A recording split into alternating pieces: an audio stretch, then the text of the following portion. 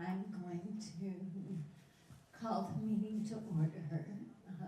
Keely, sorry, some of us have been here for a long time with nothing to do, so I was trying to wait till 6:30. I almost made it. Oh, it is.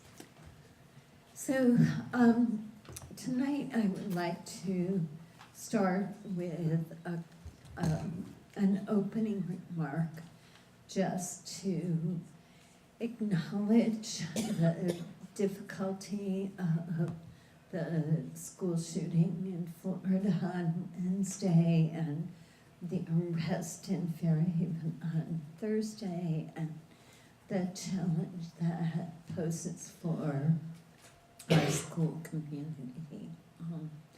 So it's, I think it's an extremely tough situation for parents, students, teachers, staff, and all of us connected to schools to have another stark reminder of what can happen.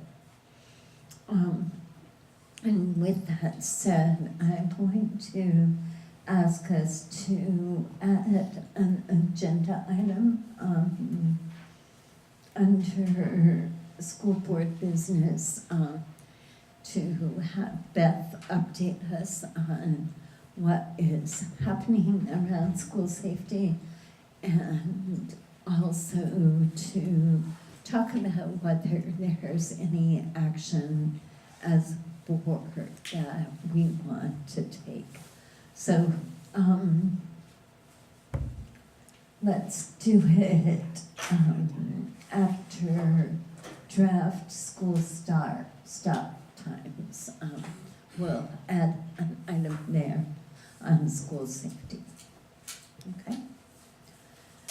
All right. So the next item is comments from the public on items not on the agenda. Does anyone wish to be heard? Yes. Would you identify yourself, please? My name's Derek Cote. My son goes to Hiawatha. He's second grade over there. And I know it's not on the list or anything, or if it's been discussed at all. I want to make sure that we don't follow the trend of Montpelier and Burlington with this racial Black Lives Matter thing. I think it's a highly charged, racially motivated idea, and I want to make sure it doesn't happen in some school.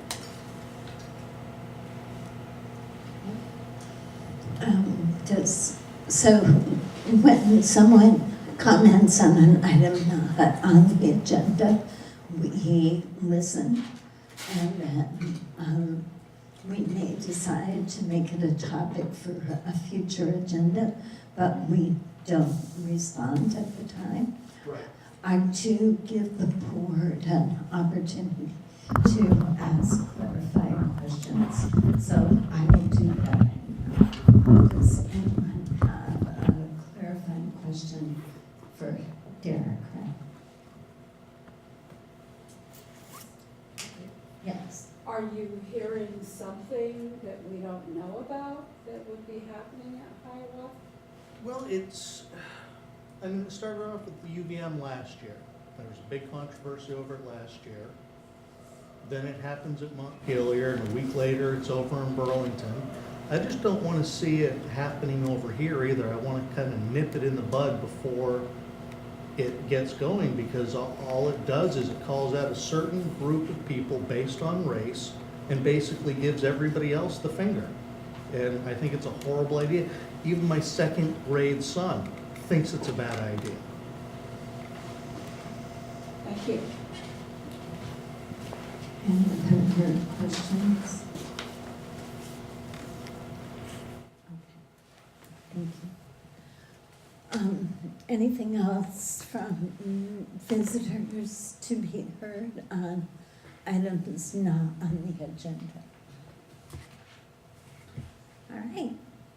Then we have a packed agenda. I'll do the best I can to keep us on schedule, but it may be challenging.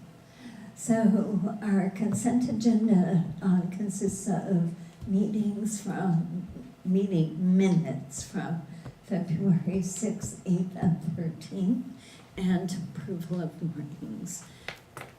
Is there anything that needs to be pulled from the consent agenda? If not, I'll entertain a motion.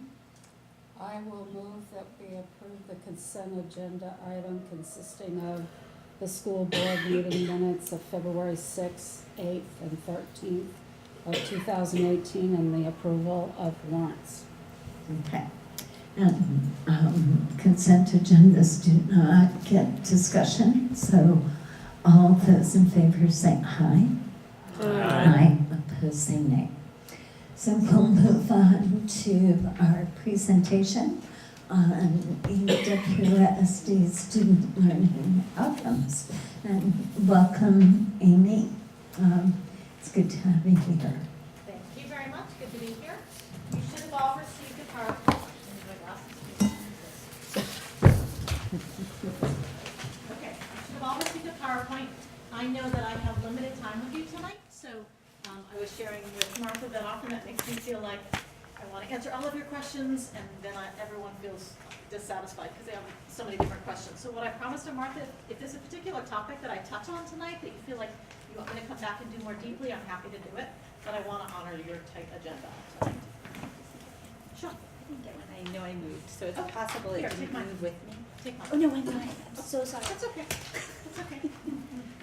That was an easy question though, at least, right? So Beth asked me to come and share with you some information about student outcomes, and it was hard for me to imagine kind of doing that without sharing with you all of the work that we've been doing around this, to give you a little bit of a context. So I apologize if I did a little bit of a bird walk on this one. But essentially what I wanted to do, and it was actually really helpful, I'm sure you guys do this all the time, but I went back to look at the sort of the promises we made as a Red Study Committee around the student learning outcomes and why we're sitting here today and why we did this. And it was helpful for me to go back and look at the agreement that one of the outcomes would be that we would have one mission statement, vision, strategic plan for continual improvement based on attainment of outcomes that the community believes are important for young people. That we would have increased opportunity for scale and be able to possibly retain programs that we might be challenged to retain in an otherwise time of budget constraints. That we'd have an opportunity to design a continuum in education programs, pre-K through 12 within this system. And then there was a section there that I forgot that was in there, but I appreciate that it was in there, and that it was an acknowledgement that by having a single data system, we'd be able to actually look at student data across our systems. If you remember, I'm sorry, I'm sitting back here. We ran into the idea of sort of whose data can you look at when you're two different systems, and a single assessment plan, and that we'd be able to track cohorts of students through a pre-K through 12 system. So that's language from the Red Study Committee, so I decided to kind of organize this presentation around that, and just give you some idea of the kind of work we've been doing. So the challenges in unifying our instructional systems is that, and if you weren't part of the Red Study Committee, I'm sure that you're aware of this information, that we had two different curriculum documents. They were based on the same sets of state standards. We had two different assessment plans. In other words, the way we assess reading in this building was different than in this building. We gave them at different times of the year. We benchmarked them differently, and we put them in two different data systems. That makes it very challenging to be able to see how are we doing on reading across local measurements when they're not identical. And they were all good tools and all good plans. They just weren't identical. We have two different progress reporting systems, particularly at the K-5 level. They're similar, but there's enough differences, and they're given at different times and kind of structured a little bit differently.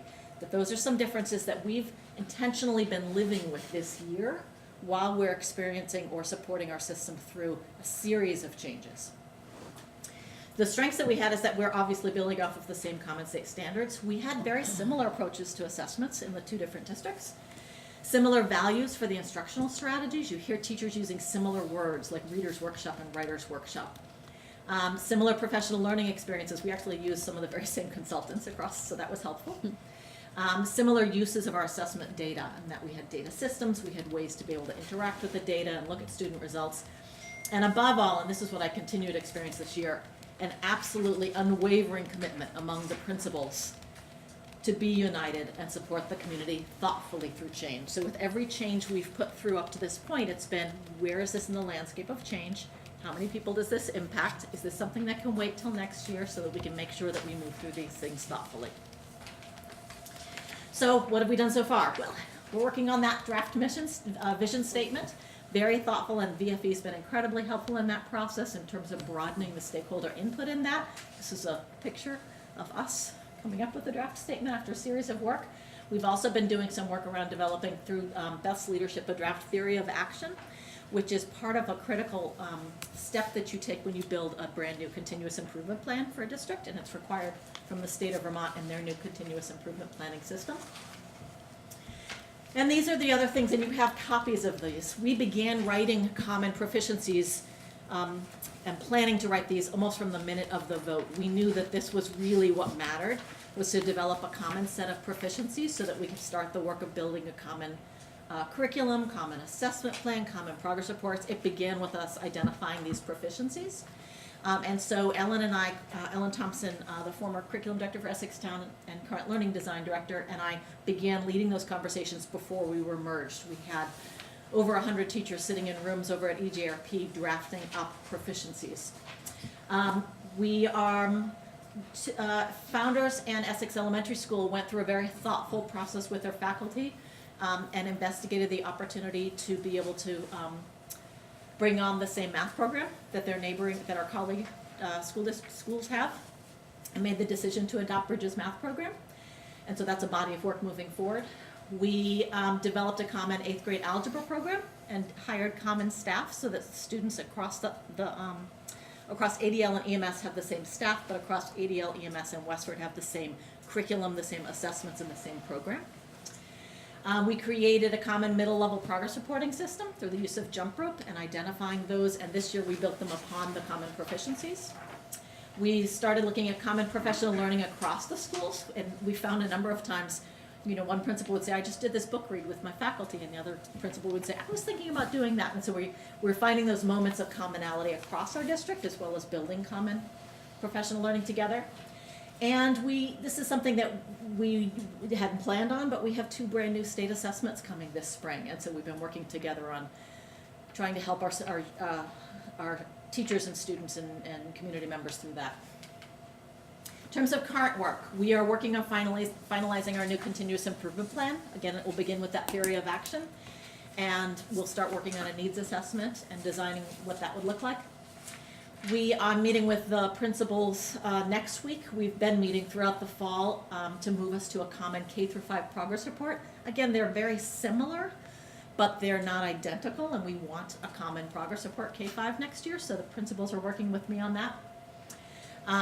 We are adopting a new comprehensive assessment plan. So as I said, we're running 2 different assessment plans this year with different assessments in it, with different windows and in a different system. Next year we will have a common assessment plan in a common student data system with common benchmarks. We're looking at our educational support team. Both systems have run them, but it's an opportunity always to look at it and say, how could we do it better? And they're looking at building it together in a single system next year. Ellen's been doing the work of leading the implementation of personal learning plans in our middle schools and high school. And as it looks like Beth's going to be sharing with you our conversations around having common PD schedules, calendars, and structures. Phew. So, next year, just a forecast, we're going to be supporting teachers through some of these changes, which is supporting them through the use of some new systems and programs. It's very stressful to have lots of change, and so again, we're identifying those points that are important to move forward.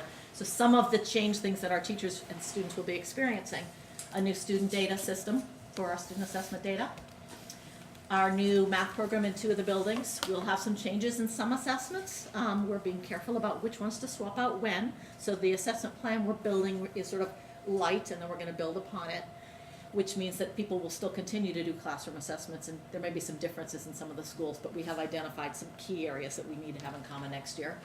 And again, implementation of personal learning plans. We're looking at ways to build relationships across buildings. It may be surprising to you to know how difficult it is to get all third grade teachers together in a district this size, but it is difficult. We're challenged with time and drive to even pull off that meaningful conversation, so we made that commitment with our early release days this year. And we're having conversations with them on March 12th about, so what are those priority areas that you feel like you would want to spend time talking about if we could have you meet more often next year? We need to take these proficiencies and further develop the indicators at each grade level. So that's a body of work that we began this year, and we need to continue that work.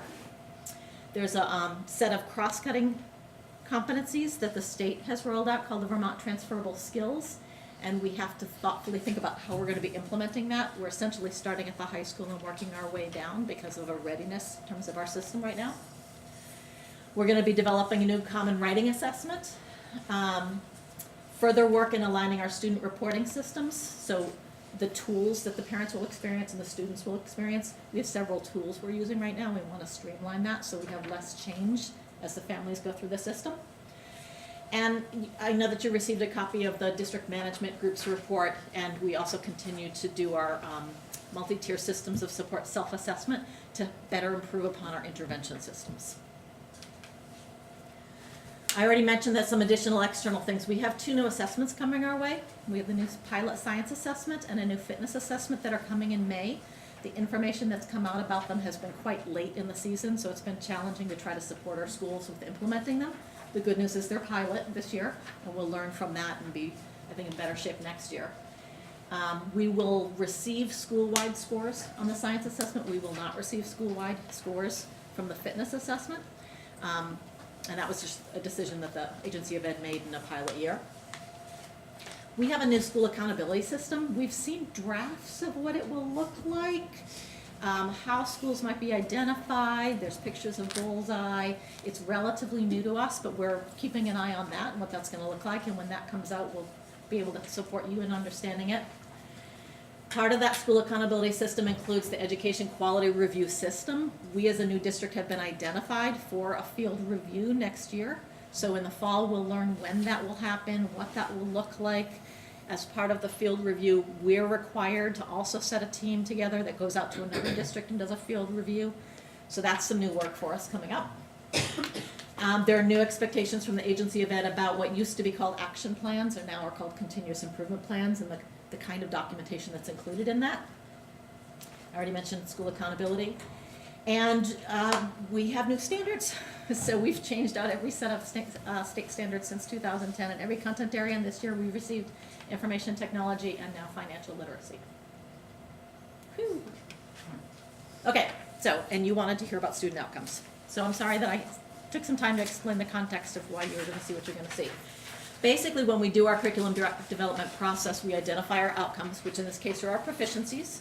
Then we're going to look at our evidence of learning, which will be our common assessment plan, as well as classroom assessments. And then we would design our instruction. This, you may be familiar with. This is how we designed our proficiency-based learning and graduation requirements framework. You have a copy of that, and it's also on the website. This is the process that we used with the help of our consultant, Reed Dyer, who works both with with Great Schools Partnership, and it has been assigned to us for our work with Voices for Education, so if that name sounds familiar. But he's also been serving up here at the high school as a school coach for the last 2 years, and then we brought him on for some district level leadership work around helping us to design our proficiency-based graduation system. So we began working on these proficiencies in 16-17, and this is where we're at. That you have a copy of the content area proficiencies and the Vermont Transferable Skills. We began working on the performance indicators this year, and this is where the classroom teachers design their own learning targets. And that's a picture of them working. Okay, so for example, you can see that we have, I think, 5 literacy proficiencies. This is an example of one of them. When we're designing our comprehensive assessment plan, we look at that and say, what will help us know how our students are doing on that, in addition to a state assessment, if that exists, and it does in reading. So for example, these names may seem familiar to you with the F&P benchmark system or Star Reader. So we look at how well does that tell us the student's doing on that. And then what are those shared instructional practices? Well, Reader's Workshop model, some of you are familiar that our teachers use something called the Calkins Primary Units of Study. And then when we do our continuous improvement planning, the work that Beth's been leading around designing a vision statement and the theory of action and continuous improvement will help to further define those things, as well as intervention systems. And just this is an image that I think about a lot when I'm designing comprehensive assessments, that you really want, in best case scenario, try to triangulate. You want to know, how is a student doing on a local common assessment? I'll use Star Reader as an example at the middle level. How are they doing on SBAC? And then how does that sort of jive with what you're seeing in the classroom? And then you have a fuller picture about how a student's doing. So the reason that you don't have a whole lot of slides about local assessment data is we're pretty challenged this year to get that to you, because we have, as I said earlier, different assessment plans, different assessments, different timelines. And so I did try to show you some examples of what that looks like. This time next year, we will have those in common and be able to get a better sense of that within this image here. Kim? Not being able to have it in a comprehensive way at our board is probably obviously our goal, but less my worry for the year. Just, I guess my hope and expectation would be is that that data is still being worked with robustly at the school level in whichever language they're operating in, We just knowing can't how important that show is. across the whole district Yep. because they're given at different times even. So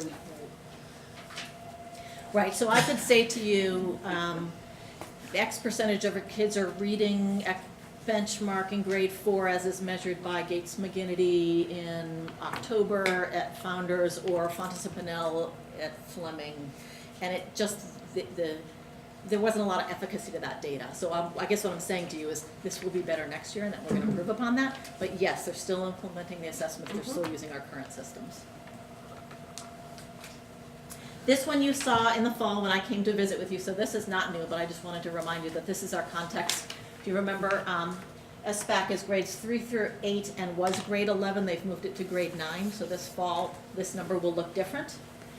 And then same thing for math SBAC and science kneecap. We saw our last year of it this past year, so that will be our last data point there before we see this new test, which is called VSTA, Vermont Science Assessment, VTSA.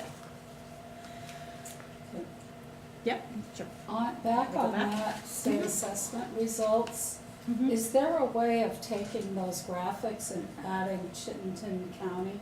Yes, actually, Al and I were just talking about that. The state doesn't present it that way. It takes a little bit of work to get it out of their spreadsheet, but we can do that.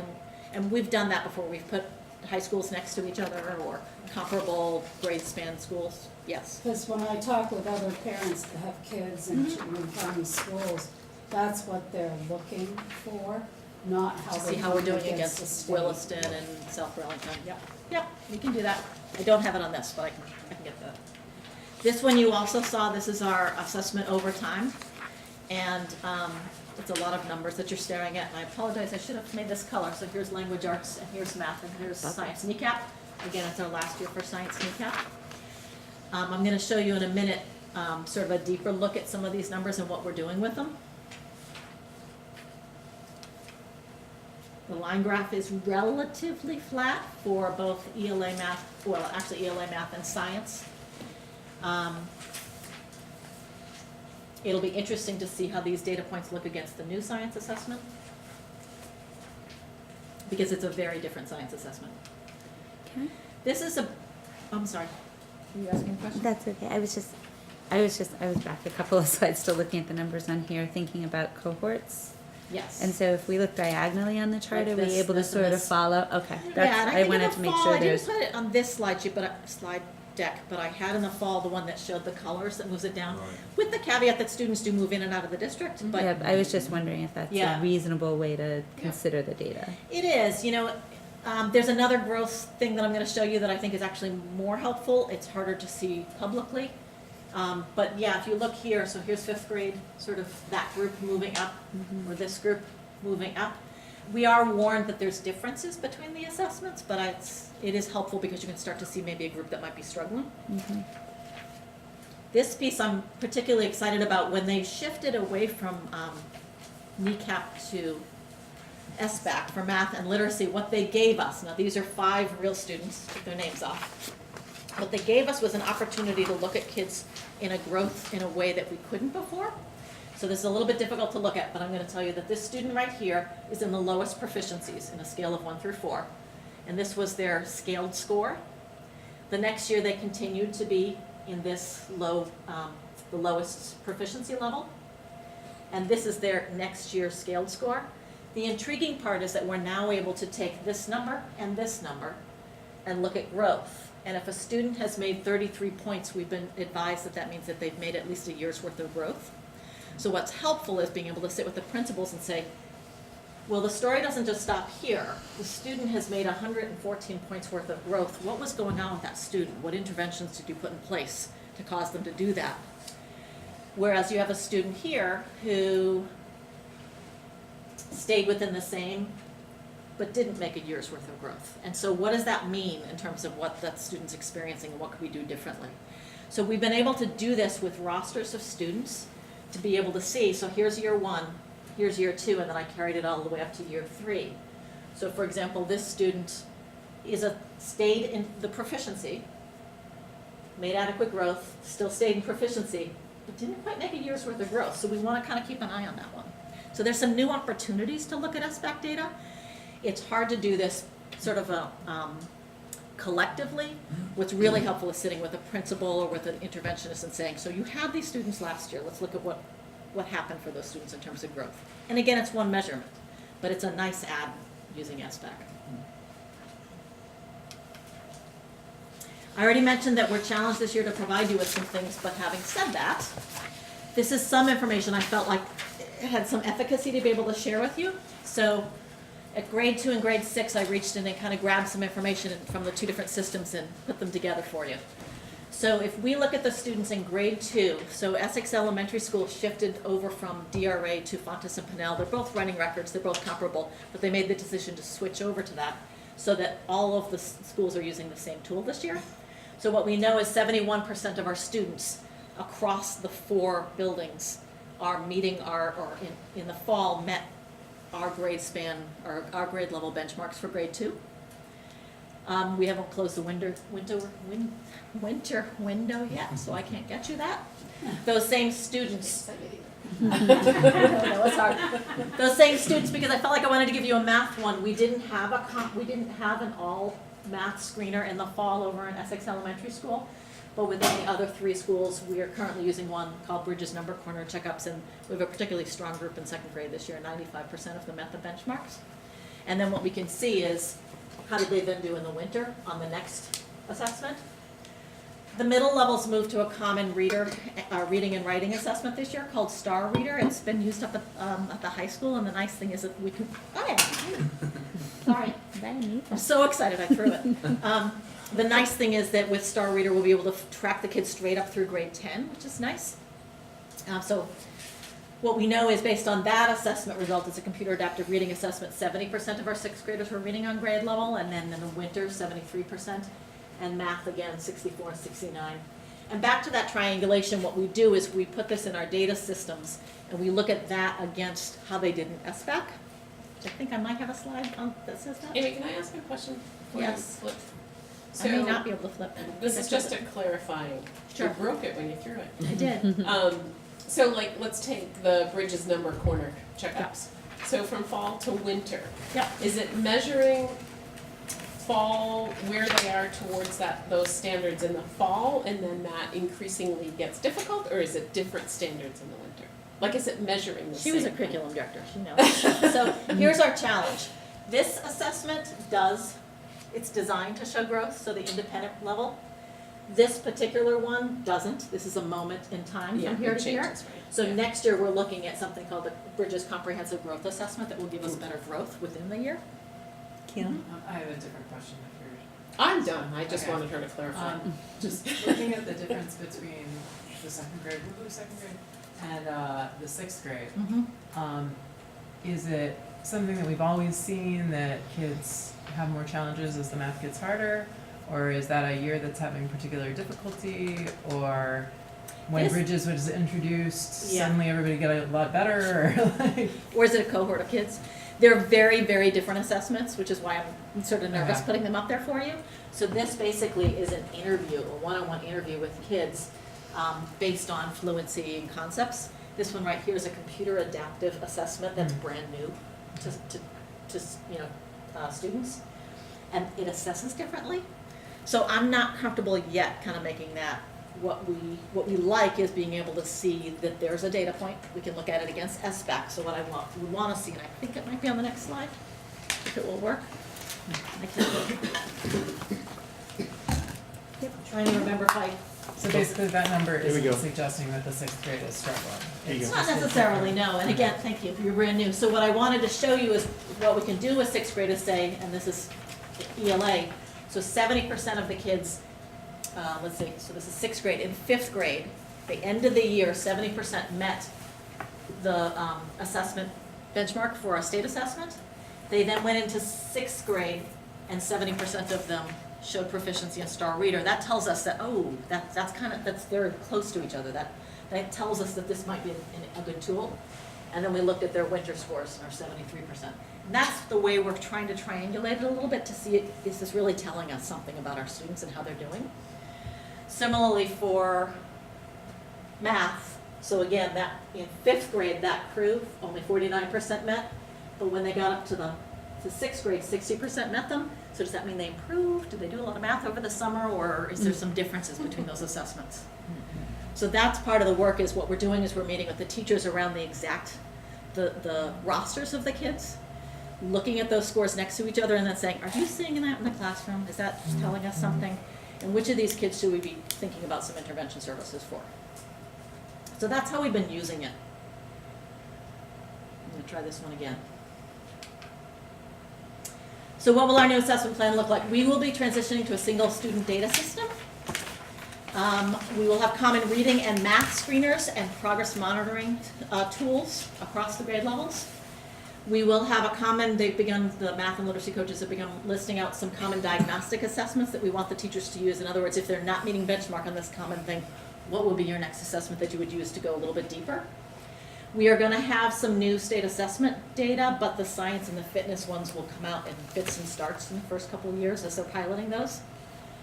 And then we're gonna be working, we didn't feel like we could pull this one off with everything I just described really well this year to be up and running next year in a way that made sense. So we're gonna maintain our different writing assessments next year, and next year build common writing assessments or identify common writing assessments for the following year. Kim? It was, I Hold on. apologize, it was just the science, not aspects, whatever it's gonna be, is gonna be 4, 7, and 11. Yes. Is that going to be moved back to 9? No, so, SBAC, ELA, and math have been 3 through 8 and 11. This year they made the decision to move SBAC to grade 9, so I have to do this because we have new ones. So math and literacy are moving to grade 9, and that's this spring. They're piloting science in grades 4, 7, and 11, and it's my understanding they're gonna try to keep that at 11. They do have some field input sessions, and so I'm curious to know after we do this whether or not this fall they change their mind on that one, but this has been the messaging, is that that's gonna stay at 11. It's not nearly as long of an assessment. We've been told to plan on about an hour, whereas these are much longer. So it may not hit that sort of 11th grade fatigue that we tended to feel. And then the fitness assessment is grades 5, 8, and 10.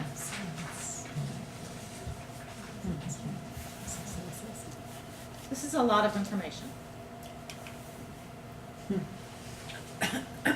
Questions? Brenton. So, I'm trying to remember, Okay. is the continuous improvement plan something that has been mandated by the state for us to complete? Yeah, so they used to require that we did school action plans, you guys are familiar with those, and there was a lot of liberty in terms of what that frame could look like and how it could be designed. With the adoption of the ed quality standards, there's language in there that we will have continuous improvement plans, we will submit them to the state. And most significantly, last year what we experienced was that our consolidated federal grants were dependent on showing that we were spending our federal funds in a way that was outlined in our continuous improvement plan. And when they come out for our field review, they'll be looking at our continuous improvement plan. So there's specific things that have to be in it. Yeah. And even the process and how it was created is part of it. We attended the training in the fall. Al and Patrick and Marla. One of the concerns I've had over the years has been the non-proficient and the number of free and reduced in the non-proficient category. I know you didn't touch on that tonight. But one of the core concerns I have about DMG, MTSS, interventions, et cetera, it's got to be pretty difficult for students to get pulled out, to get singled out for some additional work. And I wonder how much you've thought about that, and are you addressing how that is done in a proactive, supported manner? So in the fall, I can't remember which month I was here, we had a couple slides on free and reduced lunch. I can get those back to you again. I don't know if we post these on the website or not, but I don't know. we had the free and reduced lunch, and I think we had students with disabilities are on there. possibly ELL. So I can get you that if you need it, around the state data. We are able to get it for our local data. It's harder again because it's still sitting through data systems. Come Right. July 1st, we'll be able to get a better picture of that.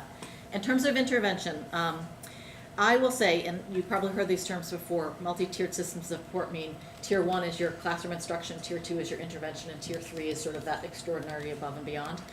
We've worked really hard, and I will say this in both historic districts as well as our current district, in really tightening up tier 1 instruction. The idea being that if that's stronger, there will be less kids that would need that above and beyond. Right. But having said that, and I will say our principals are extraordinary at this, designing intervention systems that identify students and getting that double dose. They are masters of that calendar. It's not easy to try to figure out how to provide that extra time for students.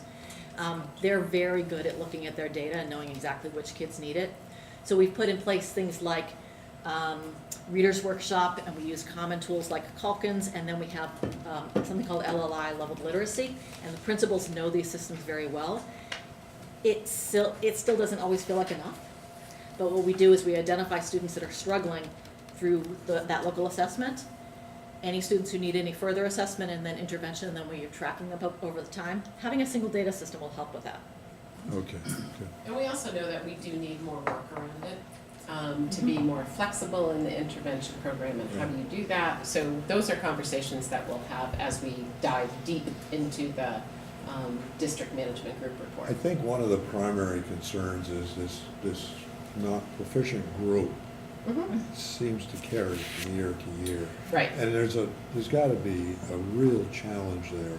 Yep, that's the flexibility part. We need kids to flow in and out of intervention as needed. And it becomes a part of their process day, and it's not Right, singled out. right. Gotcha. Good. Patrick, Linda.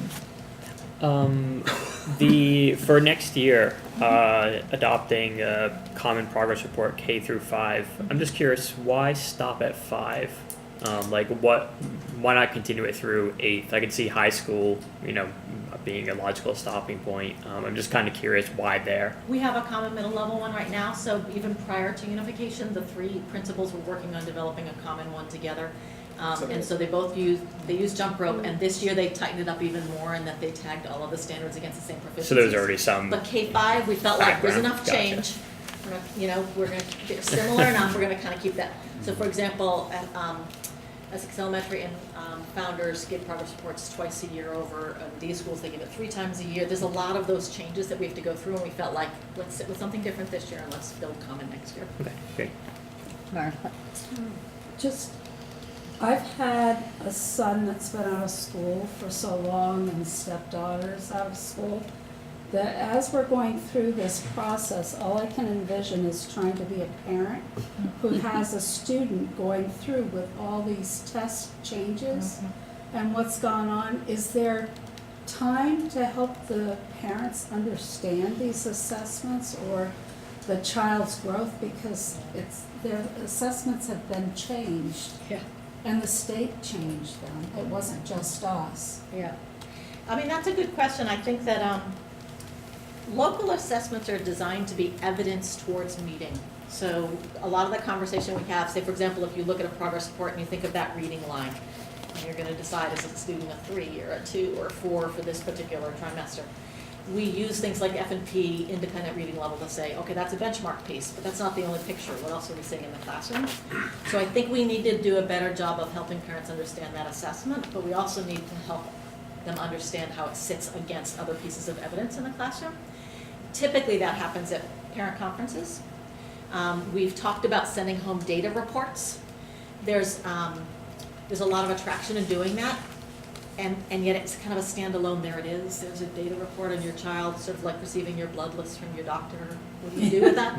So they like to do it within parent conference settings so they can help them understand it a little bit better. Particularly if you're gonna get a 2, you need to know, you want an answer about why your child has that. So typically we do that in parent conferences, but it's an interesting idea to think about more organized, I guess, events where we could talk to parents about it. The changes in the state assessments are hard because we have to understand them first, and we don't always understand them until we're through them. So it's hard to kind of speak to them. The science one, we just got information about it on Friday, about what's might be in it, and it's still in a pilot phase.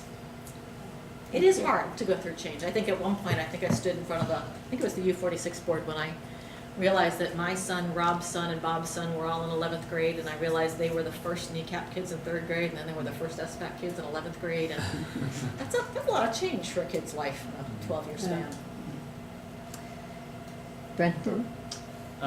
So, you know, when I hear you present and hear similar presentations, I have a lot of sympathy for what teachers must have to deal with on a day-to-day basis in terms of thinking of how to meet the needs of every kid in their classroom. And I think the interventions are important, and I think, you know, we have a better understanding of how those interventions can really help, especially students that are really tangled up. How does a teacher also meet the needs of the kid that is doing well and needs to be challenged more? You know, so how can a teacher possibly make all that happen in the course of a classroom day?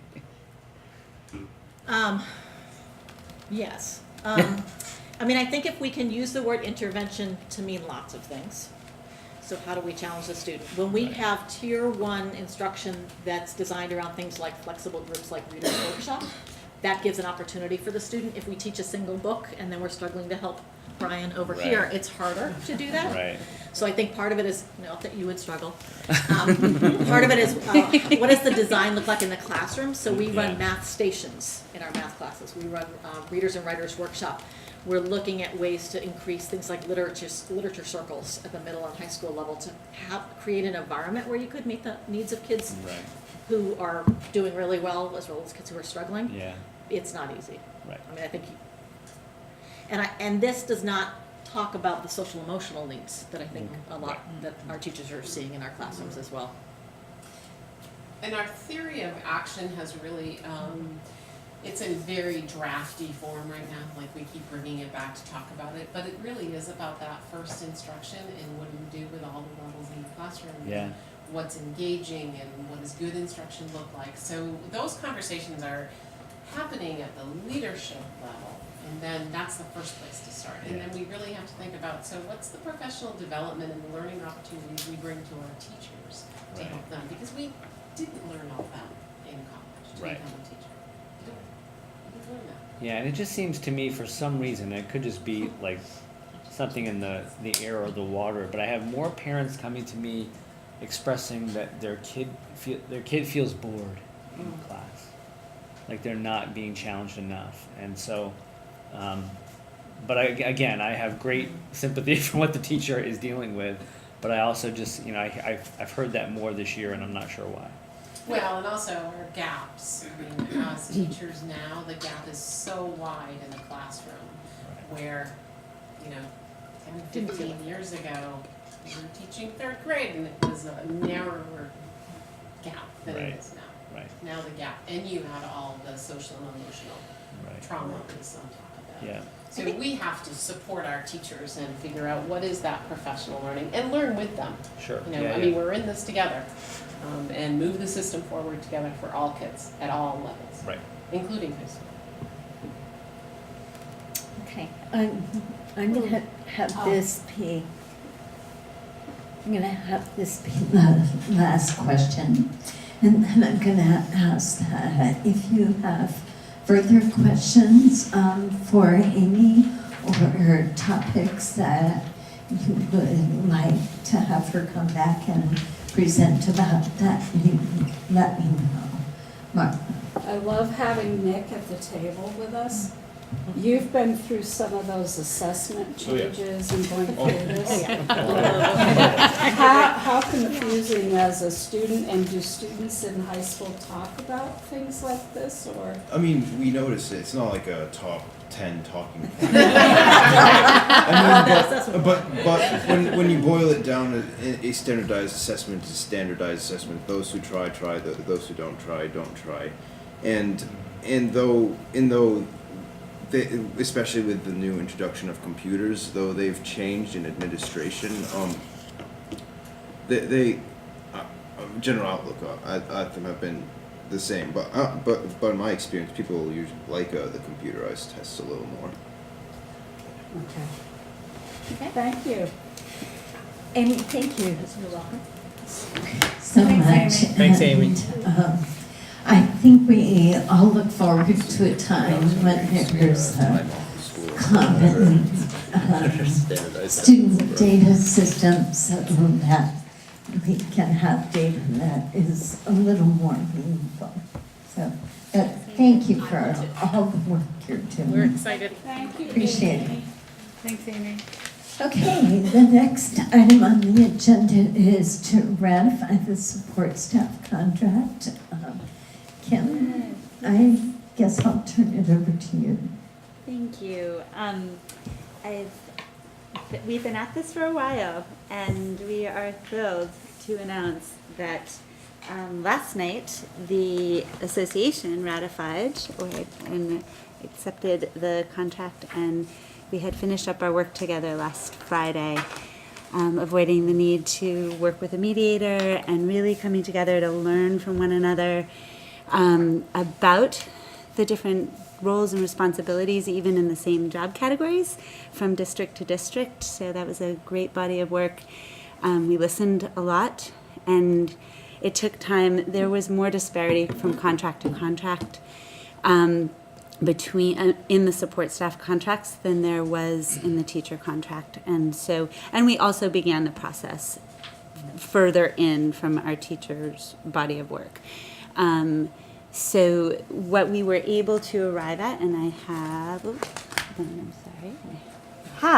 a joint statement, which I'd love to share on behalf of the association and the board, and share some of the highlights, and I'm happy to give Colin the statement. I'll pass it around to you guys as well, or anybody else who'd like it. But some of the highlights were bringing into unification a unified salary and seniority schedule for all of the covered positions, consistent sick leave, consistent personal leave, consistent healthcare benefits, and we are making progress towards consistency on paid holidays. We had, I believe, 8 in Essex Town and 2 in CCSU, so moving each a little bit in these 2 years. And with respect to healthcare, the support staff will pay 9% of their premiums through the end of this year and 11% for the following year. And the staff will pay the first $150 out of pocket for the single plan and $300 for the 2-person and family.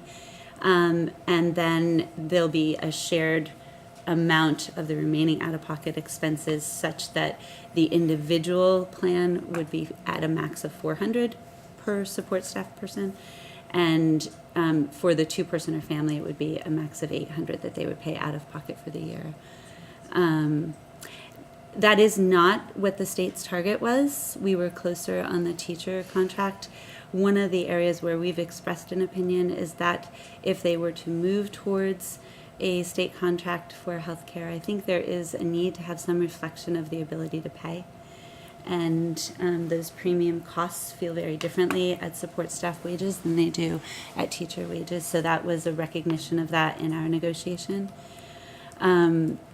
The final settlement was 3.14% for total new dollars for 2017 and 2018.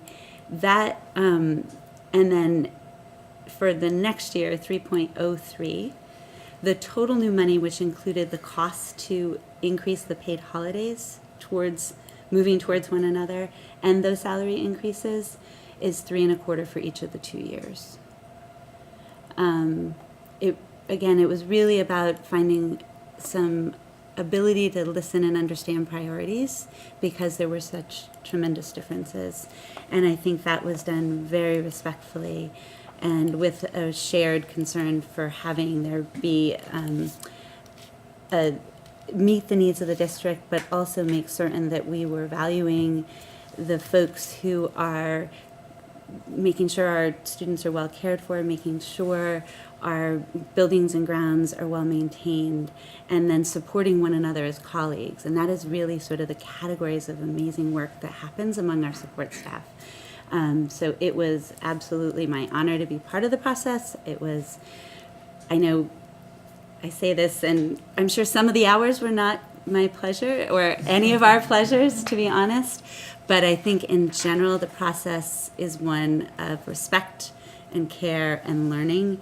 And that, I think, is a characteristic of all the work that's happening as we're unifying. So no year will be as hard as this year has been.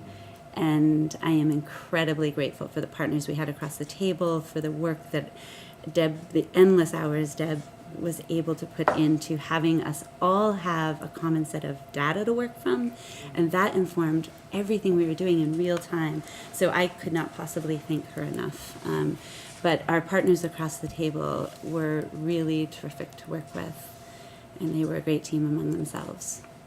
So, Thank you, Kim. you're welcome. Any questions? Do we need a motion and then questions? Or We can do it either way. I think I do want to express on behalf of the board my gratitude for all the effort you have put into this. I know Brendan and Andre helped, but I think you were the person who was constantly there at the table and carefully listening. So each of you got a copy of the contract, so I guess I would ask if anyone has questions for Kim before we make the motion. Okay, then I'll entertain a motion that we ratify the support staff contract that has been presented to us. Brendan. So Brendan makes the motion. Any further discussion? All those in favor say aye. Aye. Opposed say nay. Thank you. thank you all. That's great. A difficult job, well done. I think, I also think what the general public, I'm not sure that they're always aware of how those two separate contracts started out. So the work that administration had to do, and Kim and Brendan and Andre, they were starting in a harder position than many districts that didn't have to put the contracts together and bring the differences together. So my compliments to even the support staff that sat at that table too. Yeah. And the folks who supported, mostly Deb and Chris. So, well done. Okay, let's move on to the draft vision.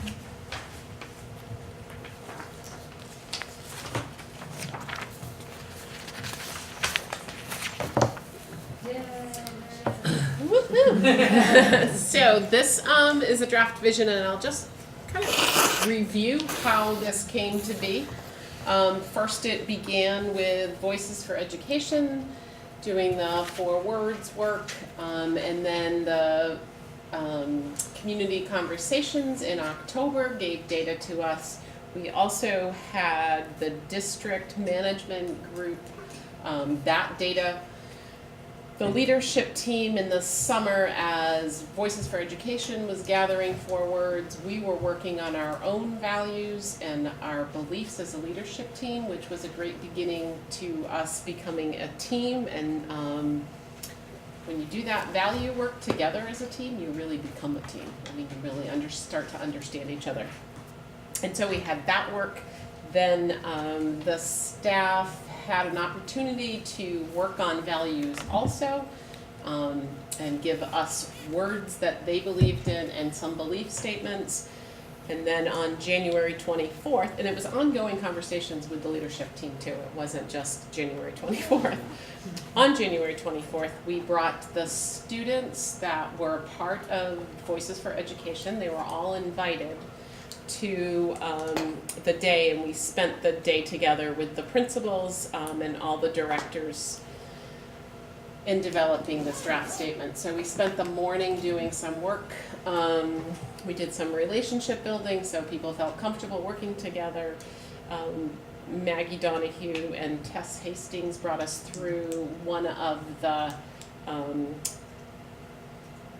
activities from Facilitated the sessions yes. on equity. Yeah, so we had a great conversation around that. We did some work, we did a quick video about the future. It was about technology really and how fast the world is moving and how do we prepare kids for the future. We did a fishbowl conversation where the students had a conversation, the leadership team was listening to that. And some good conversation came out of that. And then we took all the data that we had, the DMG report and the work from Voices, and they were divided into groups, and they created, each group had adults and students at the tables, and they created a picture or words, whatever they wanted to, on chart paper about all that data. So they kind of synthesized and analyzed it and created these posters. Which really drove the wording from the vision. They presented out, and when I look at that, I see the posters, and a lot of kids' voice comes out in that, and that's very exciting. And then we ate lunch together, the students left, and then the leadership team was here to create this. And it took about an hour, and I was laying in bed the night before thinking, we're never gonna have done with one, because we've been trying to work on this theory of action, and you know how it is to write with a group of people. There's 20 of us sitting around trying to write something, but in an hour we had it, and it was memorable. It sticks in our heads, and I think I've had many comments on it that we remember it. I was driving to get my hair cut afterwards, and I was like, wow, I could like say it. I was saying it in the car. I'm like, wow. And the growing hearts and minds comes all the time to us, and every sentence does. And the better today. Part of the better today really did come from the kids. Two students were talking about that they could go back to the high school. We were at the Holy Family, and they said we can go back to the high school and lunch, and we can just reset and ask kids that we don't know to join us, and we can always reset. And so that's where that better today came from, and I think that's really powerful. And looking at tomorrow, we know we all need a better tomorrow. But so that's a draft. It will go out to different bodies of people. Mm-hmm. Do you have questions on the process? We will show you how that's going to roll out to, and how we're going to get feedback. Questions? We just have grammatical quibbles with the final phrase. We but- do too. We do too. Yep. It's definitely Suggestions. drafty. Every day should be 2 words, and everybody isn't parallel as a part of speech with the other 2. Everyone. We might mean Everyone. for everybody or for everyone. Mhm. Or I actually like the people first, but we'll, Okay. Well, there is, the yeah, idea is cool. yeah, we'll get there. and there is going to You be wake up in the more night. opportunity. Kenny's for gonna input. solve the grammar. Any other comments? Okay. I'm just pleasantly surprised that you guys came to a draft position. Yeah, Fantastic. and something that is memorable. Yeah. Yeah. I mean, even like Amy said today before she started her presentation, she was talking about gardens, and she's like, we're gonna have gardens at every school. That's like growing hearts and minds. I mean, it's like coming, and that's what you want from a vision, to start sticking like that. I could go way overboard, and I can picture T-shirts and banners and just everything. In One- the FY20 budget. Yeah, he keeps reminding me of that. One of the things that we would like the public feedback is at the Arts Night, which is March 14th. And working with Voices to have this on a big banner, and people will be able to write on it, give feedback. I would love to see kids' pictures all over it, and what does it mean to them. That's one of the conversations we had about it after we got those words up there. Does it, like a kindergartner can look at that and see growing hearts and minds. They can see what that would look like. So we had to make sure that it could fit every grade level up It through. also, I mean, I think it fits supervision and evaluation. Yes. You know, I think that's part of the power here is that it's both internal, it's external, it's reflective, it's perspective. You know, it really has a lot of dimensions to it. And working with the directors in the logistical and operational side and saying sort of like what attracts you, what slows you down, and then how can you see your work through this? All of them through a process of 20, 30, 40 minutes kind of working with it and thinking about it, all could see that it wasn't a mission statement for the teachers, that they were going to be watching, but they could see themselves in their everyday work and in their everyday relationships, hence being called to be their best through this. Great. So who, is there anything else you want to say about rolling this out and Yes. what the timeline is? So, Board this is our approval. map of, this is what Brian and I do on Friday. It's a good thing we think alike, but he could actually put the thoughts up there. He might not agree that we think alike. So the vision for, it's kind of the path. So if you take the top part of it is where the vision's rolling out, but it's all embedded with these other things. So the February, it's looking more like March to do the community and student vision work, where Brian and I are meeting with student government, the presidents, on the vision work and how can we bring it to students for their help with that. I don't think we've got a date yet, but yeah, we do. Thursday. And then, so March 12th, it will be rolled out to teachers for input. They will be, I think Amy mentioned, they'll be in grade level groups or content area groups, and they'll give feedback to that. We'll figure out ways to get it out to support staff, and using principals' help with that. March 14th is the Fine Arts Night to get community feedback. It will be a draft in at the annual meeting and in the report. And then May 7th, bring it back before it comes to the board with any revisions, grammar edits, or whatever needs to be done with that. But it is all tied together, as you can see the work there. The next two things in our topic will kind of feed into that. But as we're rolling out the vision, there's other times. On March 12th, we're going to bring a professional development structure with that. So our vision is the growing hearts and minds, and that has to do with first instruction and what does that look like in the classroom, and how do we do that? How do we work with social and emotional for kids? That's so important, and how do we grow that? And then while we're doing the academics to grow the mind. So figuring that out, and we need some professional development time with the teachers, more than what we have now. So we have a consistent way that we will share with you what we would like to do. We need to build a systemic approach to guide, change, transform, grow, expand a 900 plus employee organization. And that doesn't come in intervals of 16 weeks, 2 hours at a time. It doesn't sort of happen that way, or rushing it so that it's an all-day event 2 days a year. So we know that we need to kind of create a system, just like we would with students, and any learners, that there's time for reflection and exploration and discussion and then creation. And districts that have moved to the furthest and the quickest, it's about embedded professional development, and a consistent embedded professional development and well-planned.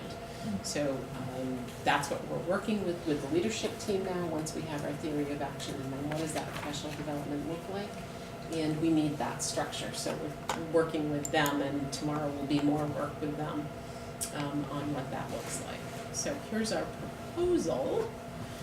And though it looks incredibly different to our former districts and to what we're doing this year, it actually is following some practices that have become pretty well established across the county and also across sort of the profession.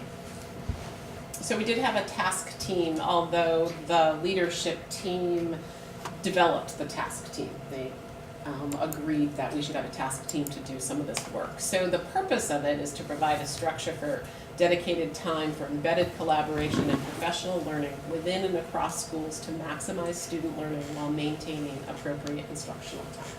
So we want to take away from instructional time, but we really need to maximize that and give the teachers the opportunity to learn together in a very focused way.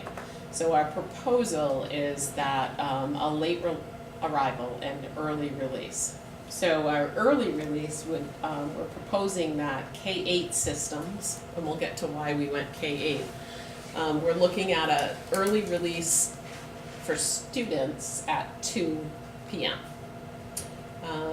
And then that would be once a week. And then, for example, those are some ways that that time can be used. We definitely know that a non-negotiable is that at least one Tuesday a month, this is K-8, will be district-wide. So we can have all third grade teachers together, all content areas of science in the middle school working together.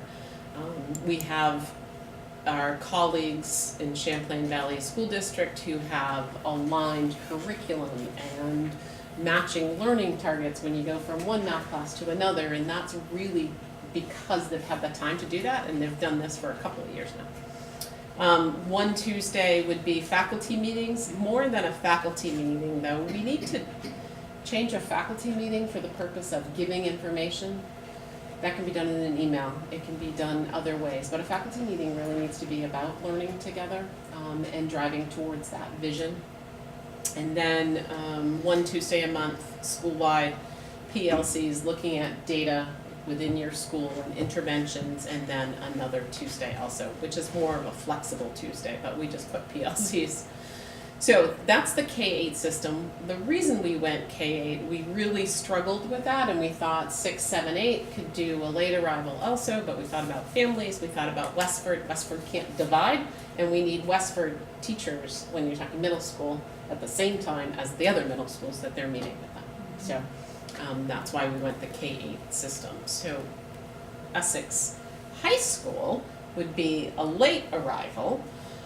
And the time, we'll look at that when we look at the next program, but I mean the next document, but I think the time we have it, is it 9:30? For this once, so that would be on Wednesdays. Another reason why we separated the days is because of families. We have a parent on our leadership team. She's a parent of CVU, and they have a late arrival on Wednesdays, and she said it is the best thing when the kids are in sports and actively involved that they have that one morning a week where they're a little later. And kids are in high school, hopefully, can get up and go to school if a parent has to leave for work, which probably most often they're doing now anyways. But it would give some flexibility in a student's day also. But the same kind of schedule would happen like the Tuesdays above for the K-8. So they would have, on that district-wide one, their Wednesday would be within content areas and doing some of the district-wide work, but at the high school. And then the other ones would be very well planned out. I have said to the leadership team, to the principals, if we go with this, we cannot fall off of our intentional professional development that was planned. We can't just be lazy one Tuesday afternoon and say, you know what, just go plan what you want, or do what you want. It really has to be intentional, and we need to work together as a team and come off really supporting this to make it successful and make it work. So we've had those conversations, and they are agreeable to that. Okay. Yes. To that end, I think that the way we had done PLC, because I think this model has been happening in Essex Town for a Yeah. number of years now, and the PLCs, whoever were going to be the leaders of the professional learning community, I think trained together over the summer, and then Yeah. they were like a cohort Yeah. that could support each other through the year. So Yeah. are we anticipating that these leadership teams will have a leader among them to help exactly what you're talking about? Yes, so we're thinking at those school levels at the PLC, yes. And I have said to our leadership team, we need to be really careful when we call it a PLC, because there's ways that you need to be in a PLC, right, in a professional learning community, where our district-wide one isn't going to be a true PLC for a while. We have to do indicator work, we want to talk about first instruction, and it's not going to be really, at first, looking at data to move your classroom. Where the professional learning communities really are about that and looking at student work. We can't get there for a while until we develop a real team with those teachers. And there's a lot of them, there are 15 third grade teachers sitting around. That's a big PLC to do that. But when we get to that level, that'll be awesome. But we won't district-wide yet, but at the schools, we can have those PLCs. That will continue. But the training has to happen Right. before we officially call them PLCs. Yeah.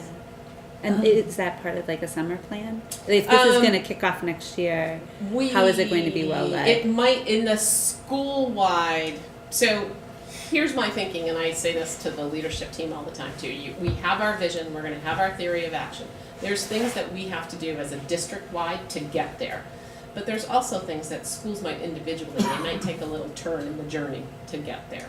So to keep that individual as schools and some traditions and great things that they've been doing, continue to do, as long as they're meeting that journey and getting to that vision. Like the high school might look different, a middle school might look different, a little different than another one. So we have to keep that flexibility, and that's why there's the school-wide ones. When we all make the commitment to say, yes, PLCs is what we need to do, then we'll get there and then we'll do the training. But probably not for next year. But it doesn't mean that founders and the elementary school can't continue to do that. We want them to do that. In the middle Continue. school. Yeah, in the middle school. So I guess then my worry is that if we're calling them PLCs, but we don't have people trained to lead We're it not really well. calling them, that's just Well, up what- there, yeah. I guess, so then- It's school-wide time. I'm thinking about the risk in it not being well facilitated or well led for the time that we're asking parents and kids to not be. They will be, there. it's just, we put PLC up there, and each school will have a school-wide plan. Like Catherine is doing a lot right now with social and emotional learning. She needs to continue to do that for her school. They're at a different level than some other schools in doing things. She's really focusing on a classroom structure and responsive classroom. So people are at different levels in that. So she needs those Tuesdays to do the work that she needs to continue to do. Where Essex Elementary, they already have those PLCs going, they're very well run, and they can use that time to get there. So slowly, we'll get there over time. I will work with each principal to have a structure that will work in each school, that will be very intentional. But they might look a little different on those I Tuesdays. think one of our bias, or maybe just one of our habits as we're coming in, is to try to design like the vision a future state. So this is probably designed with more aspiration than allegiance to exactly where we stand today, because some schools have no PLC structure.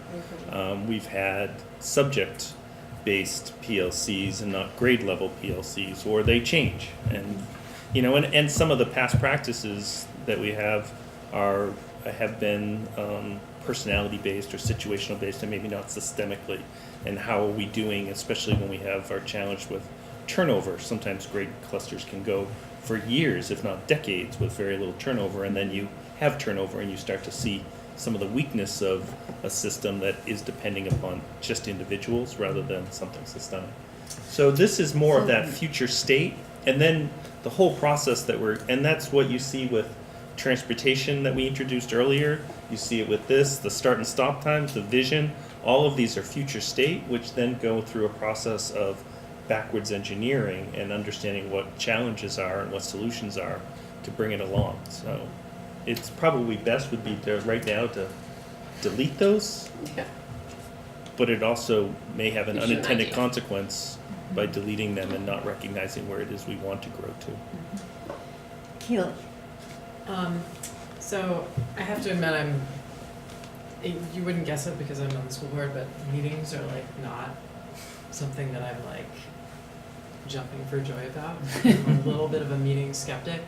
I recall reading some years ago some education research coming out of Japan that was talking about really effective modes of professional development that their math teachers have used. Yeah. And that one of the most effective methods for teachers to improve at their craft was observing and being observed by other teachers and giving feedback. Yeah. And obviously that can only happen when there's an active classroom to do Yeah. it in. Do we have time in our schedule to do that type of professional development? Is meetings all that we can do? Is meetings Well, one of the in things that this addition, would like- allow us to do is exactly what you're talking about, and it would be a lesson study.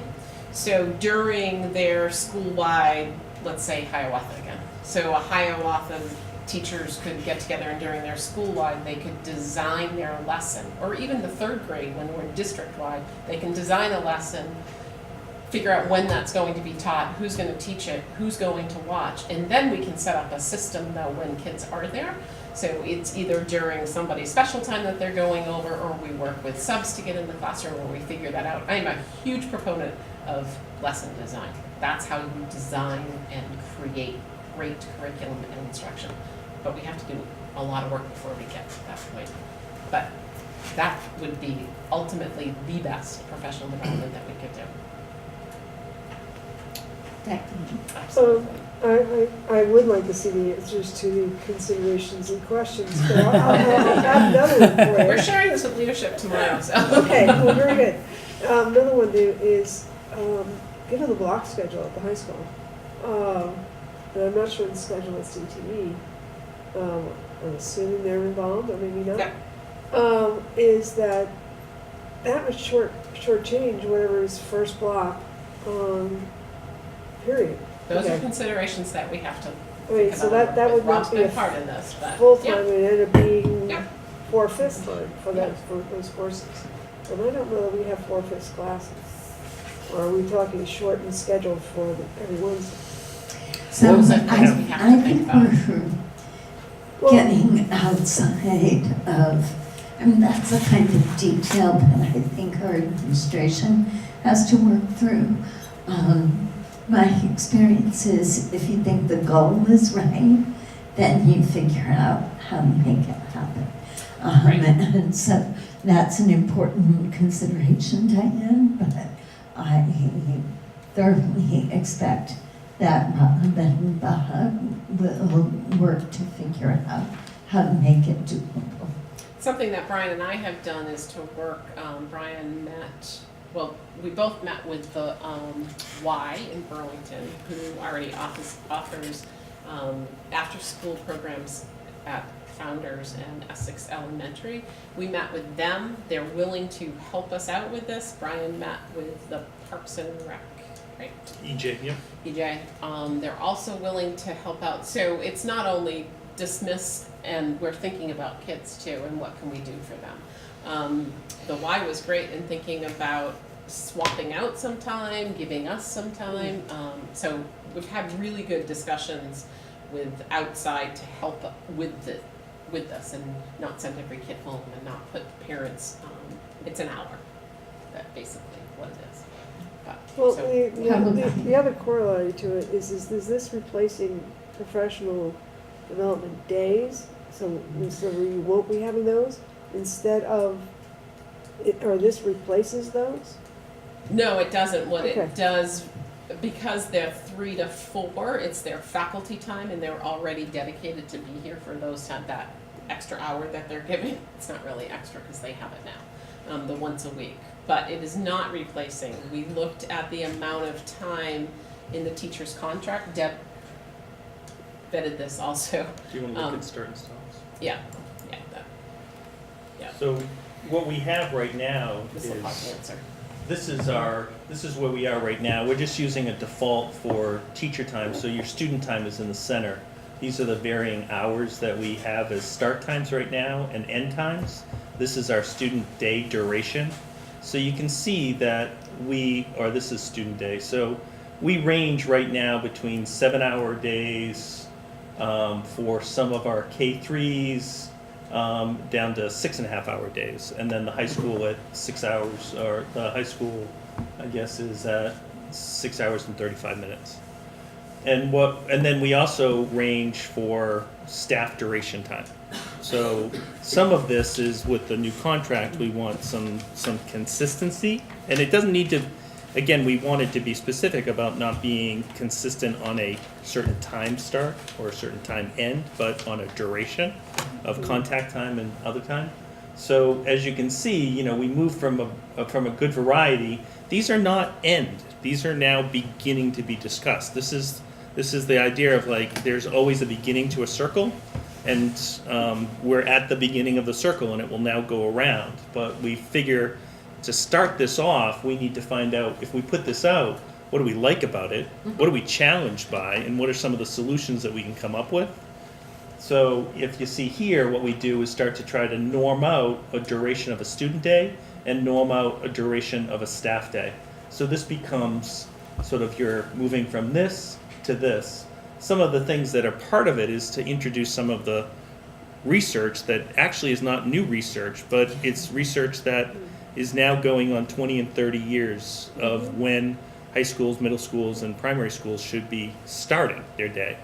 This gets to the very edge. I mean, right now, the National Pediatrics, the National Association of even in education is asking for 9 a.m. starts. This is sort of an 8:30 move, which kind of fits into that late start move. But it would be an 8:30 starting for the high school and then working back. As you can see right now, we have a middle school that starts at 7:30 a.m. and we have an elementary school that starts at 8:25. And anybody that knows sort of like 5 through 7-year-olds aren't sleeper inners.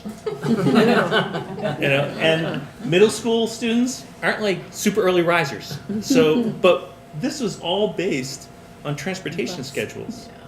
We designed our instructional day. I mean, you can go into a class in middle school at 7:30, and by 7:45, you may be having a high-stakes exam. Brain science would tell you that you're not there. It's not going to be your best performance time. So we did try to line this up a little bit more so that it matched some of the developmental ages of the grades, and tried to then have the durations, and it sort of just flows.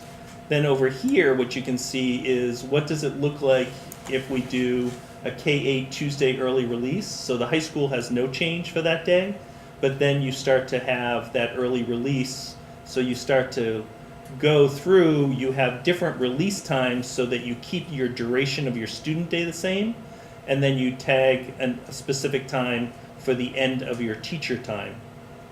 And what you're able to do then is kind of change things around so that and I think what we did here is start your teacher time at a different time on those days. You still got that core student time, but you're able to norm out. And then the reverse happens over here in the high school, where you have your normal day happening K through 8, and then your high school, you'd have your teacher time start at 7:15, student time at 9:15. That would give the 2 hours of professional development, and then your day ends at the normal time. You still end up with the 6:15 for student hours and the 8.5 for staff hours. So it's purely like it's sort of like a paper thing. Yeah. It works on paper, it has this logic to it, and now it's time to start to try to break it and put it back together again. But we wanted to try to stay with the allegiance of not breaking it and putting it back together so that it was a perfect transportation schedule. Or break it and put it back together again because it really worked ideally for the grown-ups or the staff, or that it really worked for, exclusively for some other stakeholder. tried to bring it. And I think Brian said all the kinks aren't worked out. We still need to do that. We still need to bring it to the leadership team tomorrow, actually. They'll look at it. If we didn't have a snow day, they would have seen it and we would have had the challenges and kinks all worked out.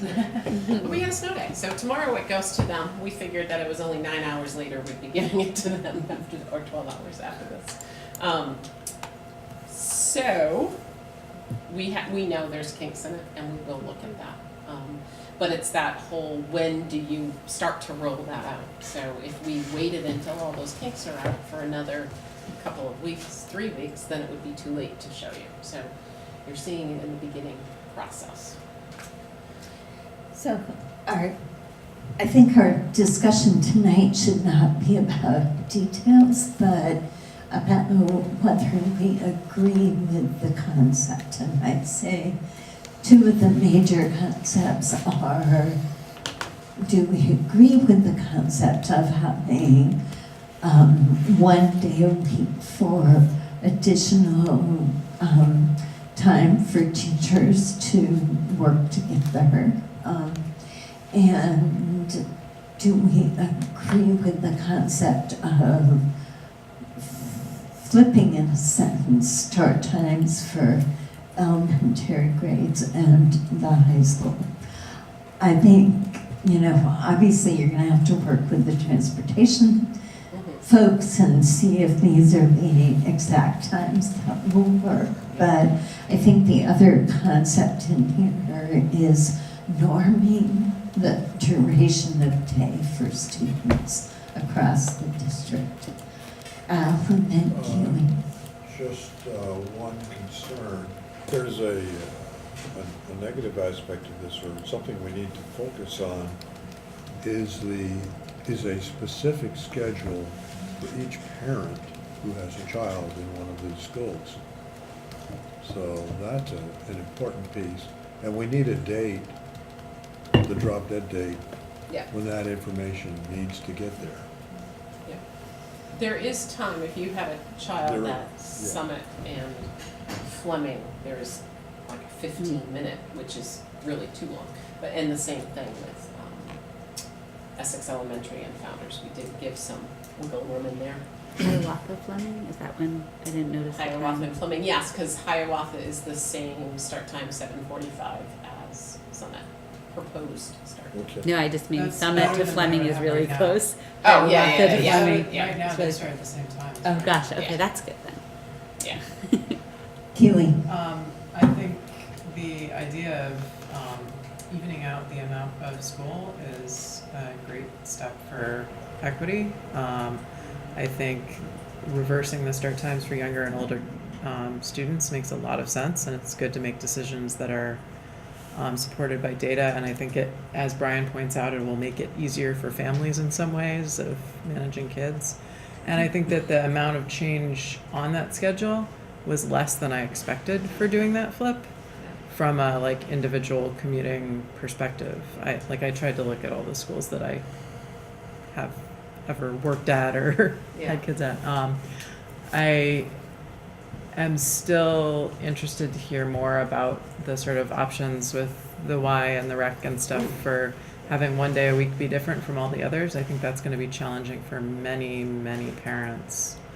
Just knowing the kinds of acrobatics that families already do to get kids dropped off and picked up. And if we successfully implement transportation in the village, those problems will go away for a lot of people. So hopefully we can do that. And then the PD being slightly different would be probably easier for people. Brendan and then Patrick. I think it's really helpful to see sort of like the now versus the future possible. I had no idea that it was so inconsistent from school to school, grade to grade. That was really revealing, and I think if other people saw that, they would also go, what? So that could be helpful as you begin to make the case for this. While I understand that this is not necessarily designed to fit a transportation schedule, isn't part of this to help create more flexibility, efficiency in a transportation schedule? Yeah. So that's baked into this thinking. Although it's not the primary, Right. it is baked in. It is, I mean, to the degree that it's gonna be one of the ones that's gonna be a pretty solid push against change. Yeah. And then whatever that change looks like, who's gonna have it, but, I think as I talked last budget session, the concept that we have to organize our transportation around middle school students being transported with high school students maybe isn't the case when we think of transporting high school students and don't have these boundaries of certain roads or creeks involved in it, and that we think of perhaps we can transport 700 or 800 or 900 or 1,000 high school students just in their own transportation loop.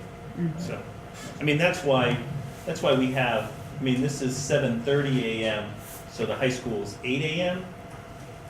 And then again, you should see on a half day, for us to have a half day, the high school basically has to leave right after it starts. I think it goes until like 11 a.m. or so. So that's a half day at the high school because we need to get the transportation system back up and going and then be able to do the full loop to go back to the other schools. Patrick. I recognize and I appreciate the consolidation, the length of this duration of days. That all looks great to me. The start times, corresponding with data and the older kids going later also looks great. But I see a huge amount of chaos for the families that are relying on this. And I realize while not getting into detail, just as an example, I pick my daughter up and then I go to work and she hangs out at my office for half an hour until her mom, who happens to work in the same place, leaves. So this means that once a day she's in an office setting for an hour and a half now instead of a half an hour. That's just one person. This schedule also means that if Essex High is getting out before all the elementary school students, every parent who relies on a high school for babysitting purposes for picking up their kids, which I would bet is probably a decent number, are no longer going to have access to those older kids, older brothers and sisters. I picked up mine from school because the high school typically had always gotten out earlier than the elementary schools where I was growing up. I'm willing to bet that that's probably the same thing that's happening now here. We have a lot of families who are relying on the older children for transportation to pick up the younger ones. That being said, while I agree with the schedule changes, families need to know about this yesterday. Yeah. I know that you're presenting it to leadership tomorrow, but I don't know what sort of timeline you're looking at for getting it out to the public, but it needs to be as soon as possible because even now in February, parents are looking for what am I going to do when I'm picking up my kid in September. So, my concern is that even now at the end of February, if we take a few more weeks to iron out the kinks, and all of a sudden it's April, that we may be just too late to implement. Yeah. Okay, I don't want to spend too much more time on this, but I have more comments. Martha, or questions? I love the thought process behind it. I know in the junction, it has been where we needed professional development. We never had time to get the teachers together throughout the school year the way it needed to happen. And I gotta say, I love the idea of the high school students starting later because of that whole learning process. I think what I will be interested in is how you work with the Y and the rec department, because I'm assuming we'll work out something where a student can still get dropped off and be having breakfast somewhere. But that's an assumption, so I think the kinks can get worked out. Kim? For the Essex town schools, we didn't have a defined workday, so I think that some PLCs met after school, some met in common time that they had if they had it. So I think that's a little bit not the actual what teachers doing. I know they stay after for homework club at the middle school. like all days except for the Tuesday that they have PLCs. So I think that that's not actually representing practice, but rather because there was no defined workday, that's what it's showing. Knowing that these have been working and successful because of the very intentional trained cohort of leaders that bring it through. I am concerned from a structure standpoint, Brian, of implementing something in advance of having the capacity to well lead those 2 hours 1 day a week. It can, and have that be effective, because anecdotally I know that PLCs have started and stopped across CCSU, I think, and those have not come to me as having been successful, where That's what I was some of the saying, teachers so- who've been Yep. part of the PLC network that has trained together in the summer and then worked together through the year or two and felt supported as they went through as teacher leaders, I think the feedback that teachers that would have not expected to have liked that at all from my time in Essex Town has been overwhelmingly positive. And I think setting up a structure that doesn't have the capacity yet worries me. So asking for extra time and not knowing for sure, or imagining that we're investing in teacher leaders over the summer, or even if it's to lead efforts around social emotional, like setting the structure, even if the content might be different, feels really important to me, because to come out and ask families to change things dramatically. Yeah, there's and not, it will be set. It's that, though, that's the focus of the leadership team. Now, if when we have this, then we are going to, and we have been since the summer, working on what is our focus. I understand, and I know, I've been involved in PLCs, I understand how important they are, and I was a PLC leader, and it's really important that you stick to that structure and you do that, and when they're done well, they're amazing. I would never want to take that away from Essex Elementary School or founders. So in that schedule, there's time to do that, but there's also time to have others trained to either do PLCs, or if it's social and emotional learning, and that's the group that we need to, and that's where we're gonna go.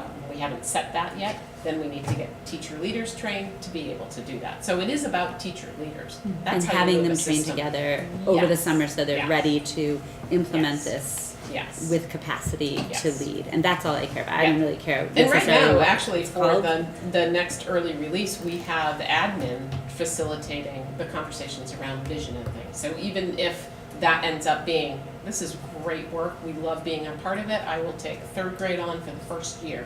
I mean, the implementation is going to be really important, and I am a stickler for good professional development. And again, I want to just stress, like, we're not mature. So, like, I mean, central to a PLC is reviewing data together, understanding what it is. We don't have, as we just had our last presentation, we don't have a common data system. So none of our grade levels can get together and look at a system that's common. We do it all different times. So even if we use some of this embedded time to just align some of our practices, learn a student assessment system, so we don't have these disparities between, oh, that person's a great power user, and then the teacher says, I don't get it. I like what we used to have.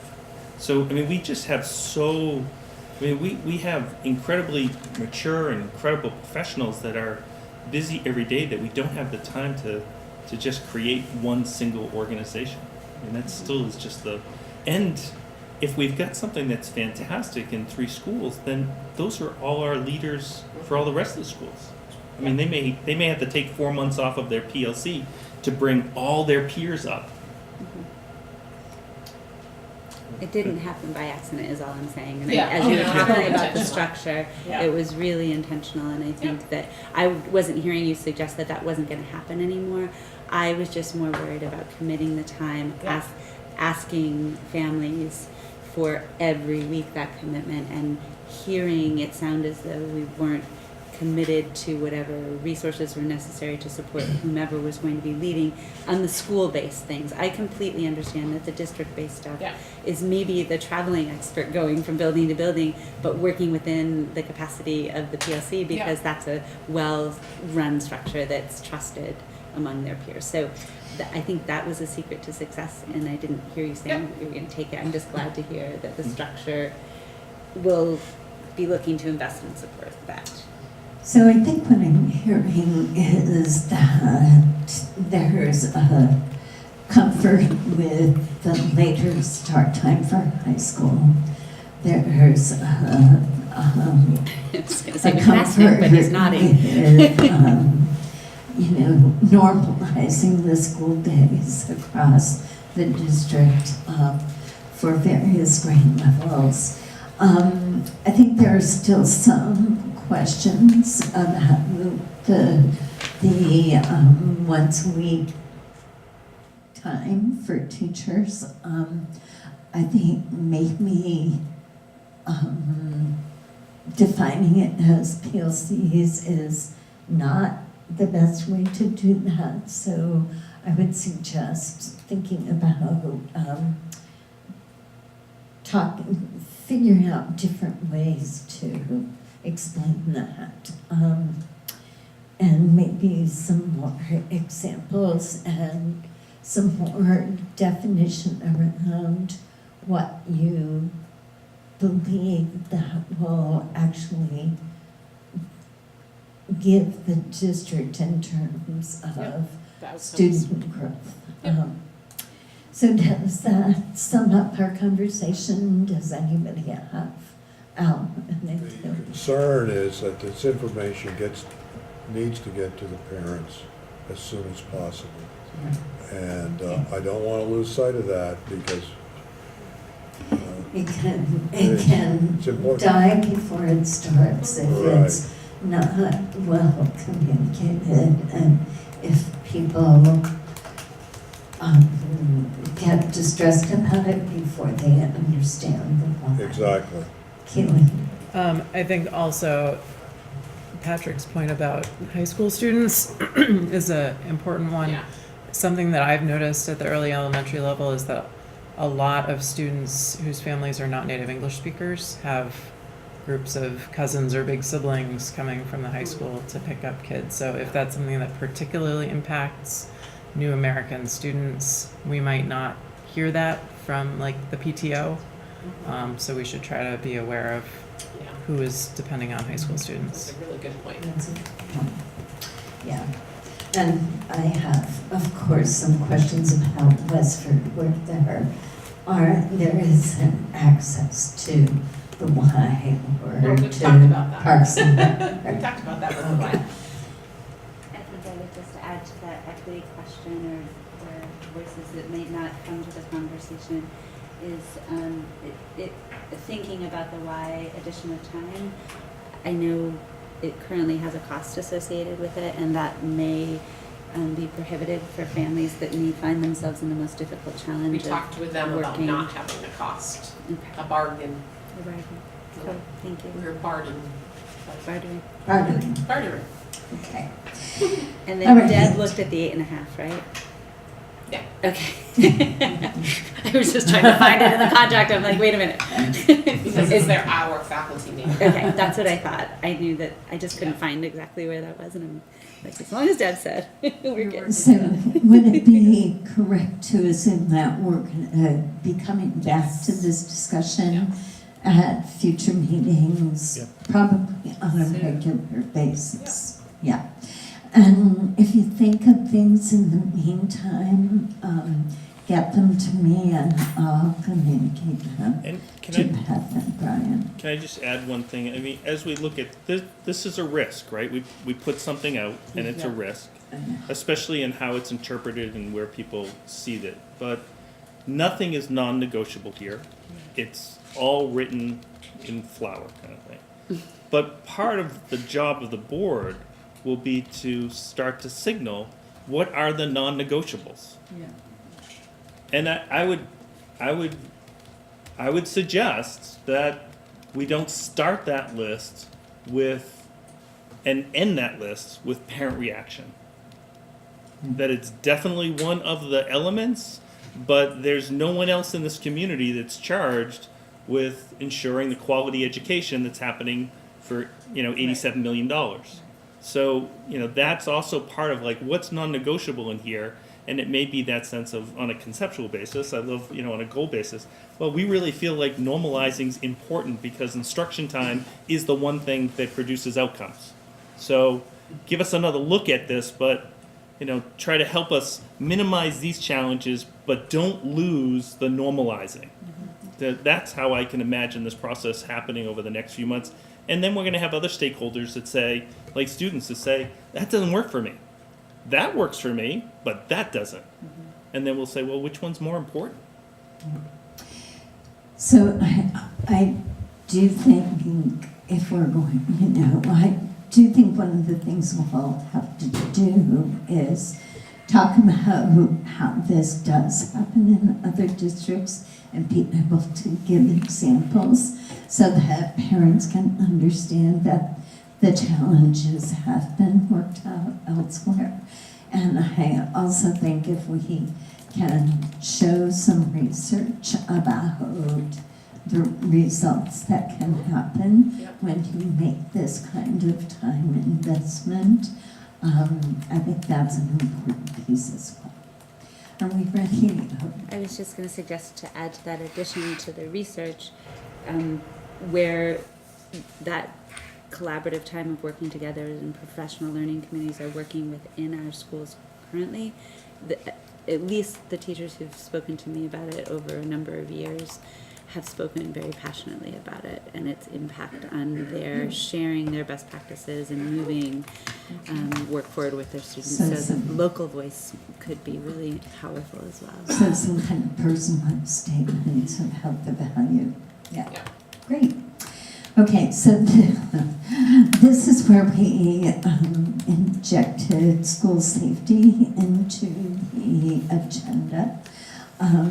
Beth, I think if you would just talk for a couple of minutes about what's been happening and what you've been doing since last Wednesday, and then I'd like to talk very briefly about the board's interest in or not interest in doing a resolution similar to what Addison Central did. And Nick, I'm looking at you and realizing that I don't have you on my email list for the board. I forwarded it. Oh, you did. I Thank did. you. As I was sitting here, I looked and I saw that he didn't get it. So. I will do better.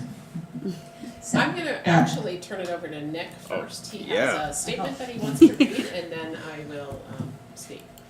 Great. I'm not ecstatic to talk about this, but armed violence is an extremely inflammatory and sore issue in our school.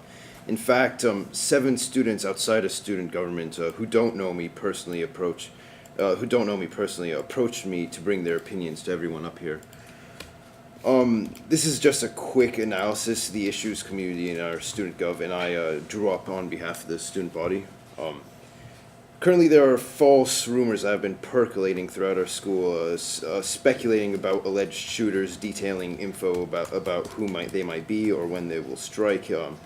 Though these are all false, it's really a reflection of students' feelings of vulnerability. These rumors have proved to have been so saturated and prevalent that Mr. Reardon actually had to get on our school intercom to denounce them. This was during B78 today. The fear in our school, though speculative, is not unfounded.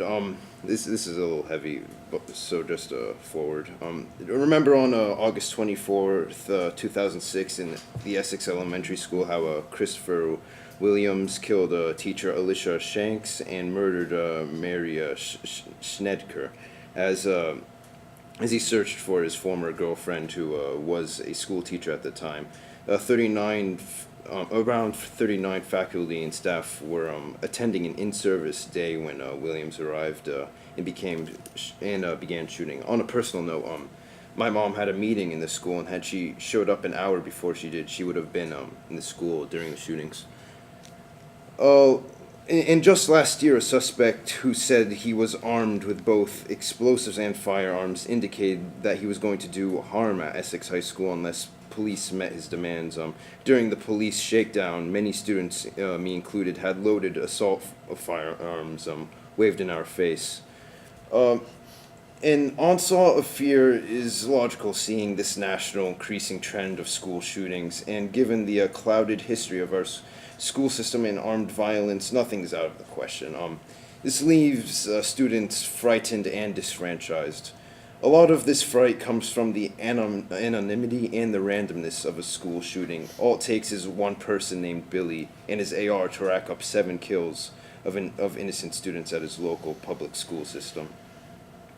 A little blunt, but currently the best defense that students have is that of statistics, relying on the probability that Billy here will choose another school not theirs to strike. Needless to say, this insidious possibility of a school shooter is non-conducive to a healthy learning environment, as this threat is very much self-conscious. In many students. Many high school students are livid on behalf of the teens who died in Florida and are willing to participate in national demonstrations, particularly in the school walkout during March 14th and the March for Our Lives walk on March 24th. Those students understand that that a lot of this is not in the school board's jurisdiction. They fully expect us to uphold their safety to the greatest extent possible. Thank you, Matt. Thanks, Nick. It's very powerful. So we've been working with a safety, sorry, that was extremely moving, I had to catch my breath. We've been working with a safety team across the district since the beginning of the year. Each school does have a safety team. We have a director of safety, Bill Laware, who was just before at the high school. He is now the director of safety and security across the district. He has met with all the principals. He attends drills and watches them, gives feedback. We have a safety team that's been meeting once a month for a very long time at Essex PD. So we meet with other first responders in the area, not just the police department, and those continue to happen. We always, they review evacuations or scenarios. Today, it's like ongoing, so I'm kind of rambling now, but it's that speech that made me ramble. And the safety team across the district is made up of some of the principals, district admin, both Brian and I are on that. Student service, student support, Dylan is on it, and principals. And it's led mainly by Brian and Bill Laware, the director of security. So Brian's working with him to lead those meetings. So we took action at our last meeting to implement ALICE, which is a national training. It's not a new training, but it's new to this district. It's not new to this area. Rob Evans, who is an Essex community member, is part of that ALICE training and has trained many schools. I worked with him in my past SU and my former SU in working with the schools to become ALICE trained. When I first got here, it's one of the first things that I asked about, and I am very much for it. And the reason why I am is because all state troopers and the police departments and first responders understand one language if you go with it, and that's their main one that they're going with. So we made that determination that we will have those trainings here. Each school, since the beginning of the year, we've had conversations with the leadership team about the drills that they do and the evacuations, and they still can use that same language, but we're working to transfer the language so it's consistent. So lockdown means the exact same thing as you go from school to school. Every school is secure in what they do with their drills. that movement is to just make that clear across the district. So when I go in, I know exactly the language that they're learning, or the police department shows up, they know the language that they're using in the call that goes out. So we're working on that consistency through the district. That's really our task throughout for the district, for this team. We are working on, we have a draft threat assessment that has come before the security team, a safety team. We are looking at that. So we're moving forward and making it one consistency across the district. We met today, all leadership team, all principals were invited. Bill LaWare was there, Brian and myself. All principals couldn't attend for different reasons. But we listened to the incident in Montpelier recently where someone was on their football field and killed. We talked about that. What if that happened at our school district? What would we do? What do we have in place? We also discussed today that we need to make at every, like once a month, we need scenarios to come up. And we used to call them table talk in my former SU table talk discussions. So if Essex Middle School had a threat, what is the protocol? What are we going to do? And walk through that so we're all familiar with steps. Alice, training is a great training, and one of the reasons why it's great is because there's no one incident that is alike. So it teaches you to be very flexible and to think about being flexible and what do you do when that happens. So that's the work that we need to do through the district. We, as I said, we do meet with Essex PD too at the police department, with them also first responders. So I did send out a letter, as you know. I meant to email it to you early this morning and I didn't get to it. I was wrapped up at the tech center this morning. And that went out to all families, just feeling my own pressure of reaching out to families and thinking about the Florida incident. So we are doing many things. We can't even like explain everything that we're doing. It's just an ongoing, it's the first thing on our minds, especially in days like this. So we do want to have a community forum that we can bring people together to talk about the protocols that we use. I have all weekend I was responding to emails from parents, and I'm really happy that people reach out and ask questions. And they've been going to Martha too, and Martha and Kim, and they forward them to me, and I've been trying to reply to parents. But a lot of parents want to meet with me one-on-one, and so we were like, let's have a community forum so we can answer some questions.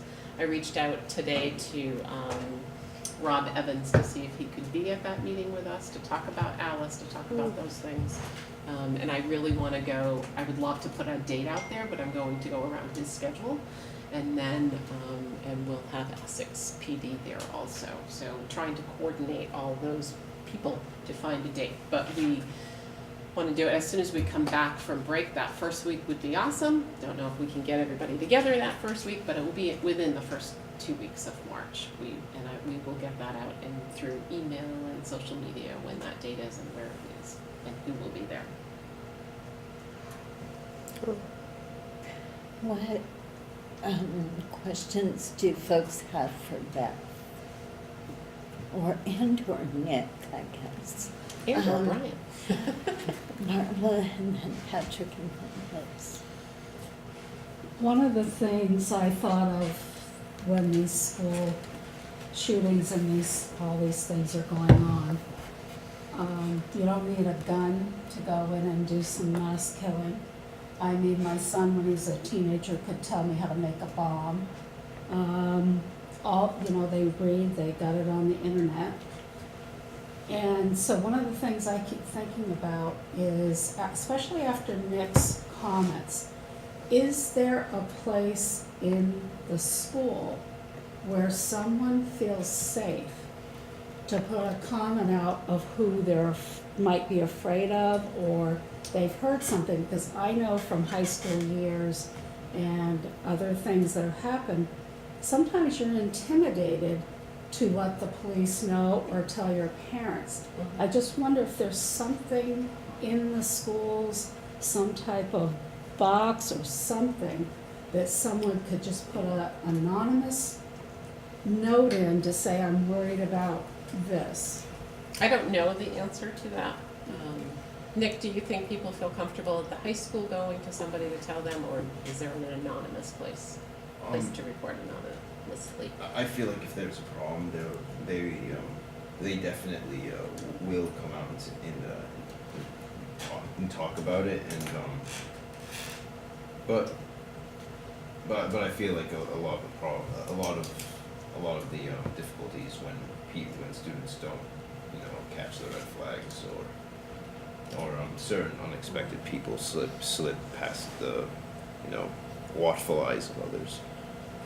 I do think the response from the Florida incident and the girl speaking out about how she did see red flags and she didn't say anything, I think that is a really important statement to our students and staff about how important it is to look for patterns with kids.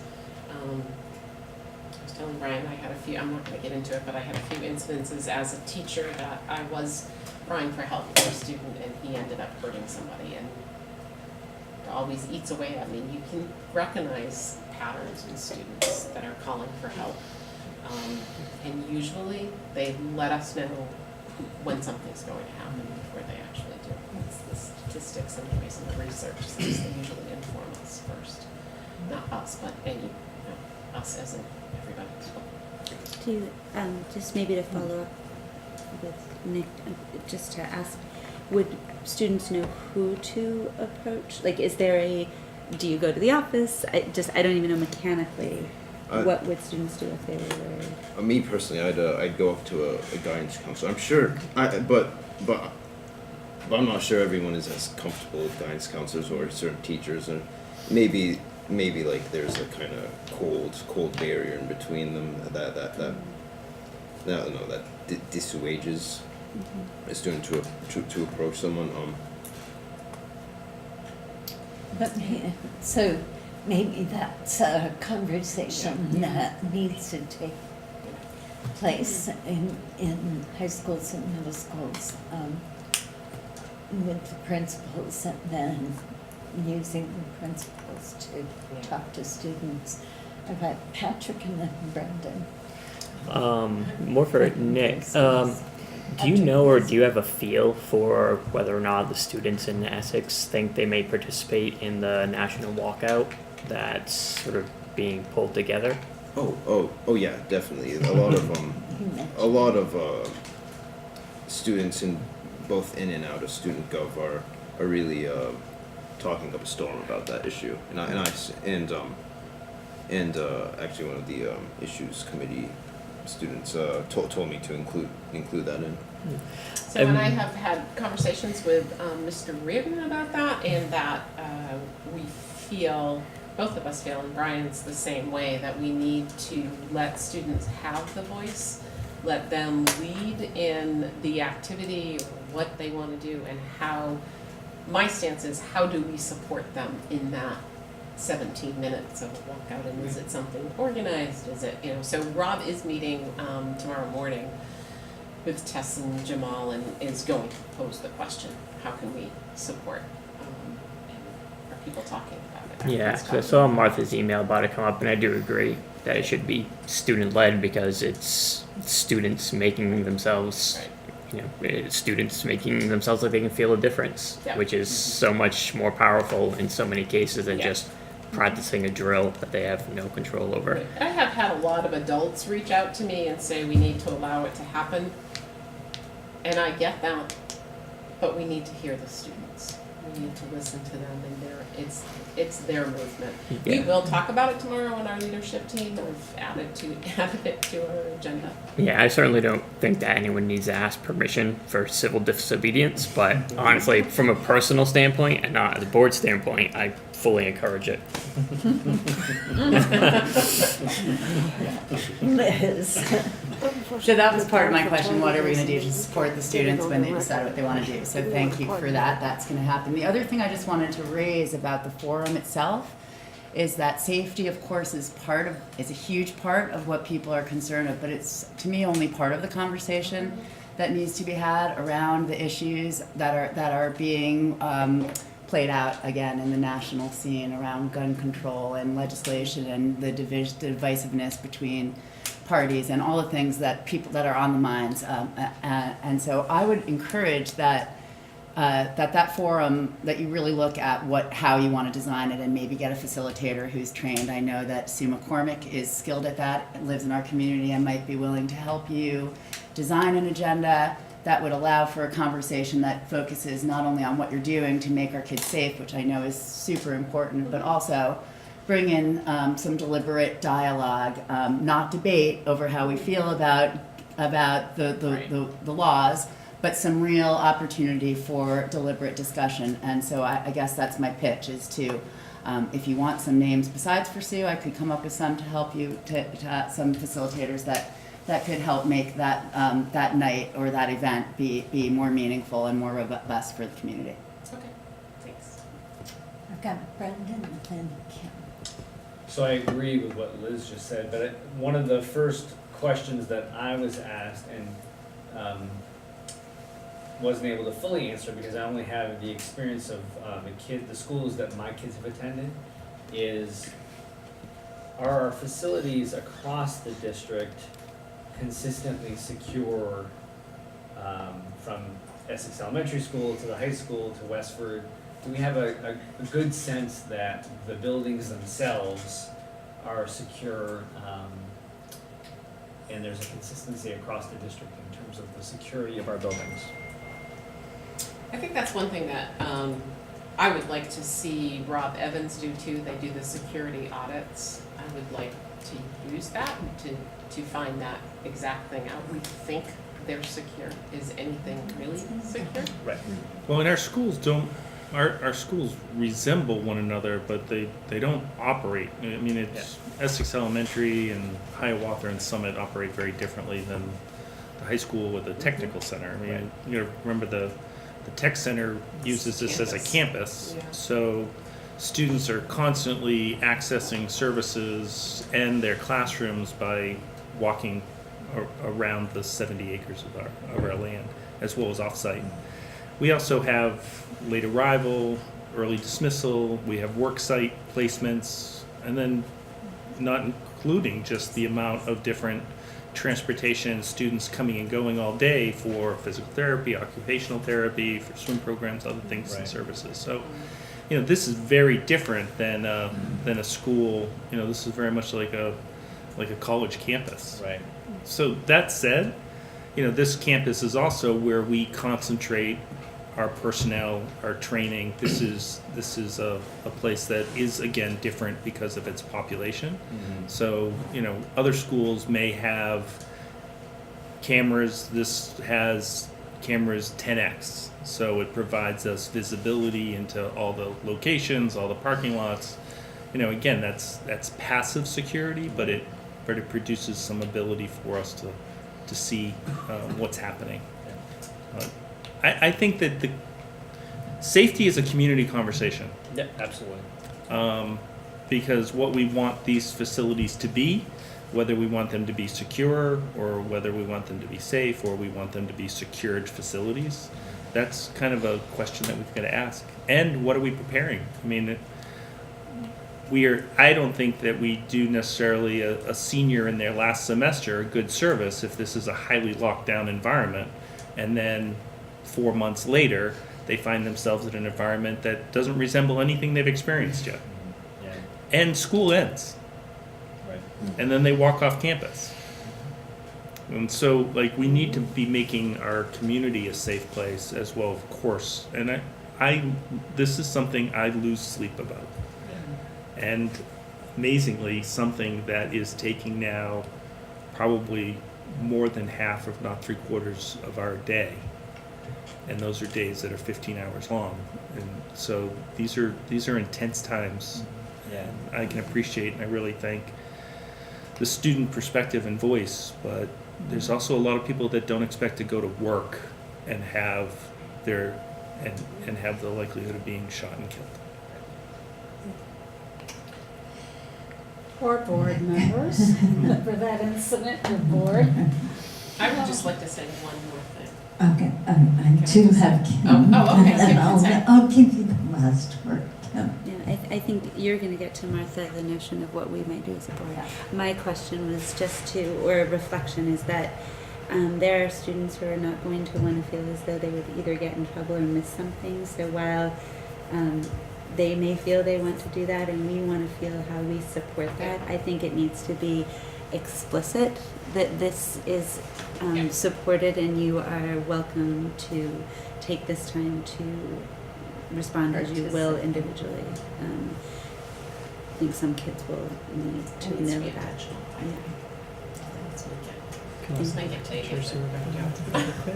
Right. I would just like to say that so much of this is built on relationships and the work that we do with the police department in Essex. I'm like overwhelmed by the conversations that we can have with them and the support that they've had so far this year and different things that have come up, and they're right there.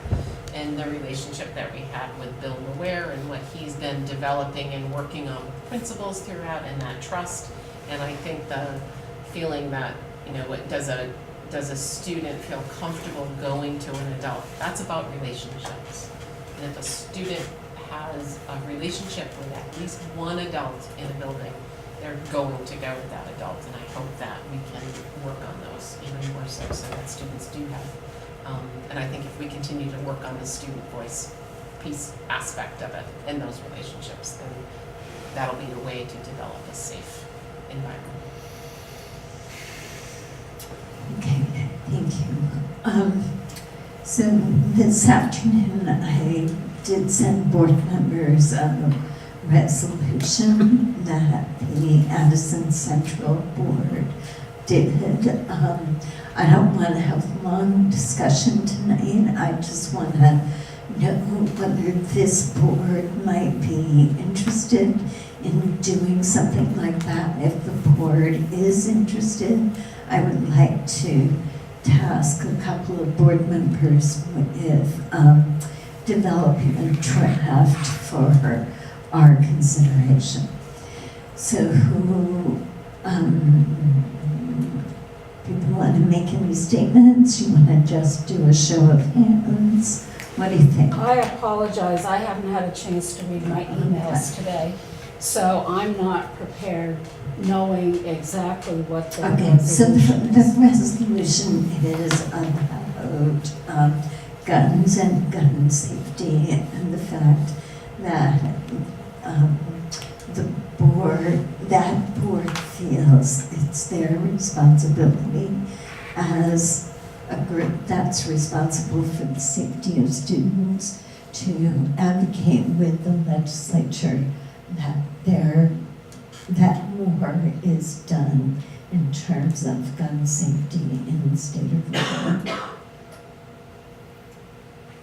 They cite 4 pieces of legislation that are currently working their way through the process as particular examples of areas of support, and others that are coming to be possibly in this time, In this legislative session. in this session. So I'm not Asking for asking you actions. I'm not asking you to raise your hand on a specific resolution yet.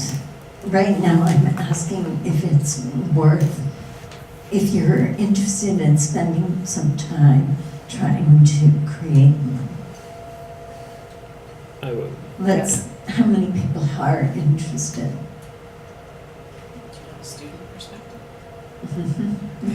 You get to vote on that. Yeah, Yeah. this isn't a formal vote. We would Yeah, actually appreciate. yeah, right. How many are not? I'm not. Okay. Martha? Huh? I have to recuse myself, I think, from this discussion just because of my professional work. I may not be able to take a position, a political position. So I'm not chiming in because I don't have an opinion, but I'm also working through a tension. Thanks. I couldn't, I'm probably in a similar position working for the government, Well, I think there's enough interest that it's worth creating a draft. Liz and Kim, would you be willing to work on some language? Sure. I will be And then gone for the run it week. by Keely? I was gonna say, I actually am moving on for the week. I would be happy to, but I'm leaving Friday and Oh, won't be back that's till right. Sunday. I'll take a stab at it and send it around, send it to you. Yeah, and I'm happy to be in on that. I'll be able to respond via email, but won't be a great collaborator for the week. Okay, yeah, Yeah. good, I forgot. Very. All right, well, Yeah, we'll have shoot. more discussion in the future on that subject. All right, testing updates, communication. Liz, Patrick? Sorry. So I guess that I'll start with the Voices group that we met last night. And I just shared while we were sitting here tonight with all of you the proposal that we shared with the Voices group last night.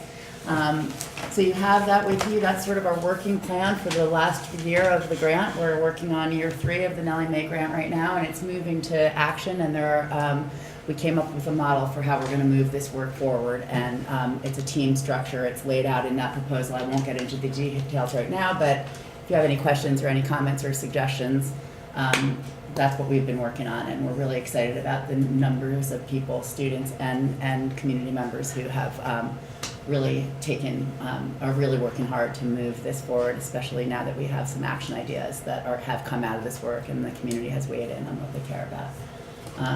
So that's that, and then I'm hoping after this meeting we can find a time, once we approve the budget, that we can come meet with you and the admin to make sure that the messaging is what we want it to be, so that our communications team can spread that out. So maybe end of the week, or maybe sometime we'll get our calendars together and make sure we're on that same page. I think that's it. Yeah, I think it might be worth noting that even though the Nellie Mae grant does end this year, that the administration has seen it fit in their infinite wisdom to provide funds to continue the Voices for Education work after that grant has expired. So thank you for that. Yes, thank you for that. Yeah. Great, questions? Okay, local boards are finished, I guess, so I guess we can change that to statewide updates. Having approved audits tonight. So statewide updates, there is a lot going on at the state level. It's almost overwhelming. I will say, I think Erin McGuire and Dylan McNamara are doing a good job of staying on top of the special ed work that's happening, and they're testifying, and Dylan Giambattista is bringing them into the conversation, and I think that's really healthy. I did send out our 2 memos responding to Governor Scott's cost containment ideas. I've heard back from a number of legislators, Senator Ash, Senator Ingram, and let's see, Betsy Dunn, Laura Olton, Dylan Giambattista, and Bob Bancroft have all responded. I wanted to say that I am going to testify tomorrow afternoon on the financing proposal that the Ways and Means Committee is working on.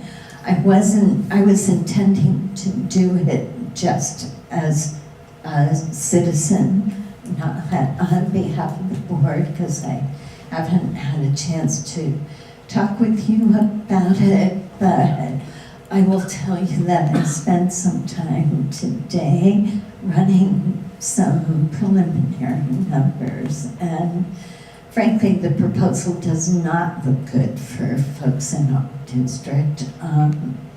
The numbers I ran showed that someone with a house site value of $250,000, which frankly for our district is very modest, and a $40,000 household income would pay $800 more based on last year's budget. For a $50,000 income, $1,100 more, at $60,980 more, and at $70,830 more. What seemed to become clear to me as I was looking at the numbers, if your education spending per equalized pupil is higher than the state average, or actually higher than the base they use, which is like 12,300 something, that's problematic, and especially the farther away you get from that base. And it's also problematic if you're in a place with higher property values. So I have to think that unless I have calculated wrong, the proposal is going to be really tough on school districts in Chittenden County and other places, but yeah. So there are pieces of the proposal that I do like, but not so much the financing part. So, Keely. Just the numbers that you mentioned, it sounded like the largest impact was on somebody with a relatively low household income. It was highest on 50,000. As percentages, Martha, did you end up? I haven't calculated the percentages. I was going to calculate percentage increases. I think at 50,000 it's pretty close to a doubling in what they would pay under the old system. Yeah. So in support of and so grateful, we had spoken earlier today that Martha is going to bring her incredible wisdom to the conversation, just in understanding this in a way that I can't imagine how many hours it would take me to understand where Martha is right now, and really understanding the impact of what this means, not just in our community, but timeline-wise. I think it is critical that we have a voice, and I don't know if that's something we feel comfortable inviting Martha to include, or if we feel comfortable having her speak on behalf of what she sees as impact through her calculations in our community potentially. If you would feel comfortable, I would feel comfortable without seeing the exact words you would use, and knowing that you're representing, having looked at various examples in our own community. If it's more powerful or helpful that it comes from the whole board, I would like to ask if we would be willing to support Martha in doing that, if you're comfortable doing that. I am. You always feel a little nervous when your numbers haven't been vetted, but I feel fairly confident that I understand our present system well enough and what's written here well enough. Martha is the former chair of appropriations. More qualified to represent the impacts. So I saw some head nods, or, yeah. And I would just Okay. encourage that I the won't. special attention to the timeline, because if we were to have this come in a year where literally everything else is also probably changing, there would be no way for us, really for the state to really evaluate the impacts of unification, the impacts of special ed changes. It is crazy to imagine that this would come in at a time where we're asking communities to vote, acknowledging that we expect there to be an increase that is outside of our control because of the overall statewide spending, which happens to be considerably less than they had anticipated with the tax letter they sent us in December. So it is, I know that you feel similarly and intend to bring the timeline up, that if nothing else, because some of the ideas aren't bad ideas in terms of shifting how they do this, not now. Right, and it just doesn't seem to work mathematically for districts like ours. And so I think what I would do is to say that the board hasn't reviewed my numbers, but they're supportive of me being there and expressing the concerns that we feel on behalf of our communities. Is that fair? Yes, Okay. please, and thank you. All right, well, finally. Let's move on to our budget presentation. Did we we didn't wanna move that ahead. Oh, so Kim can leave. Okay. So, if there's no objection, we'll move the board agenda for March 8th and the community messages up so that Kim can leave. Is that okay? Yes. All right. So the agenda on the 8th, we know will have the resolution that we talked about tonight. Anything else that people want to make sure is on that agenda? Can we just confirm the date is the next meeting is on a Thursday night? Correct. Okay. Yes, we moved it because Tuesday was town meeting. Right. Yeah. Okay, and our board messaging to the community. Whoa. There's a lot we could put in this one, although I'm not sure we're ready to message the whole start time, stop time piece yet. Brian and Beth, what do you think? I think we need to work with the leadership team more. I think you saw a rough draft, and we need to get the challenges and be ready for some answers, and we haven't had the opportunity to have that conversation yet. We meant to, So maybe that's exactly how we say it, is that we saw a rough draft of some possible changes, and that the hope is to get them out for the community conversation as soon as possible.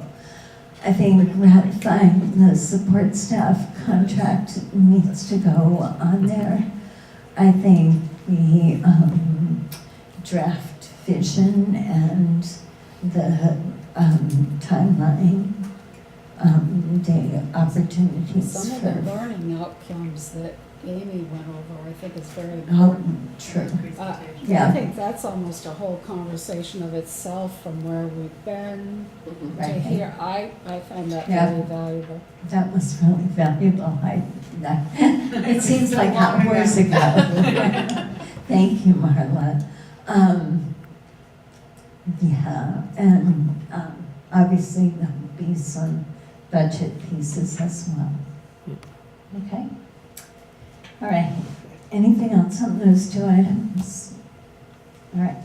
Kim, thank you. Brian, I'll turn it over to you.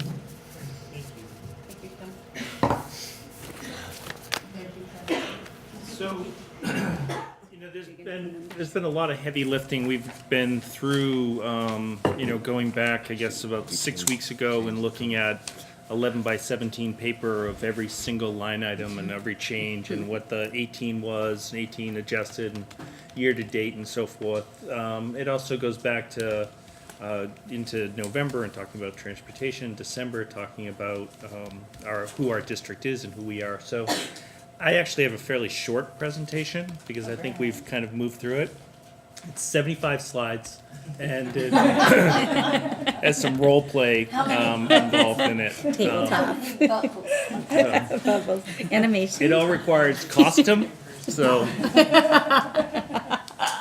So this has been something that's come up, and this is sort of why I designed this set of slides, is what's the quick story for the FY19 budget.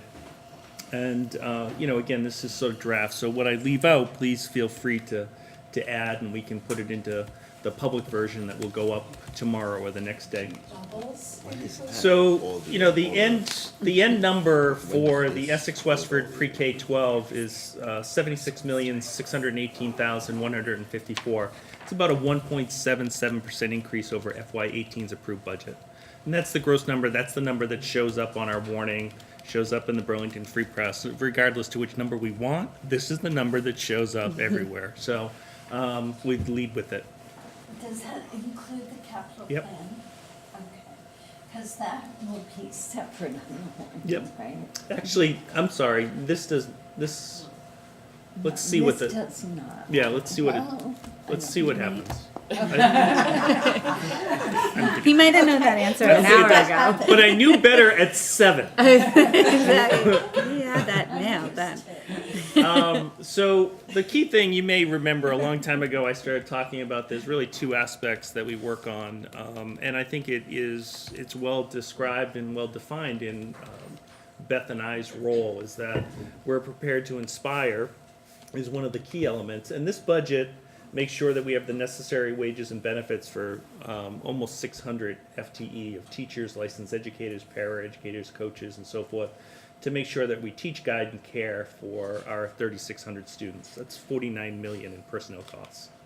It also gives us the resources to ensure the continuing education professional development of that staff to meet the changing needs of our student. About $560,000 gets dedicated in the budget to that.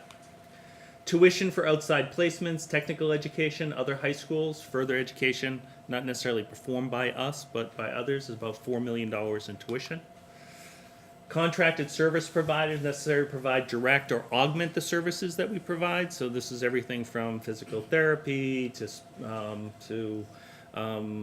the different psychological services and so forth. About $2.1 million that gets spent there. And then books, textbooks, resources needed for our learners and classrooms, about $321,000. The other side of our budget, the other side of that $76 million is to make sure that we're ready to learn. And we do that by making sure that our buildings are open, operational, and safe. It's about $6.2 million is spent in operations and maintenance. That we have our core instructional leaders resourced and that they're ready to serve the community. That's 3.1 in principal services. That we have technology, and it's the technology needed by our students, staff, administrators is functioning, protected, and accessible. Spend about $3 million to ensure that. That we have the expertise, the professionalism, and the capacity to administer the second largest school district in Vermont. That's our district leadership and services for about $2.6 million. Our district is maintaining its financial commitments. This is our $1.1 million in debt service.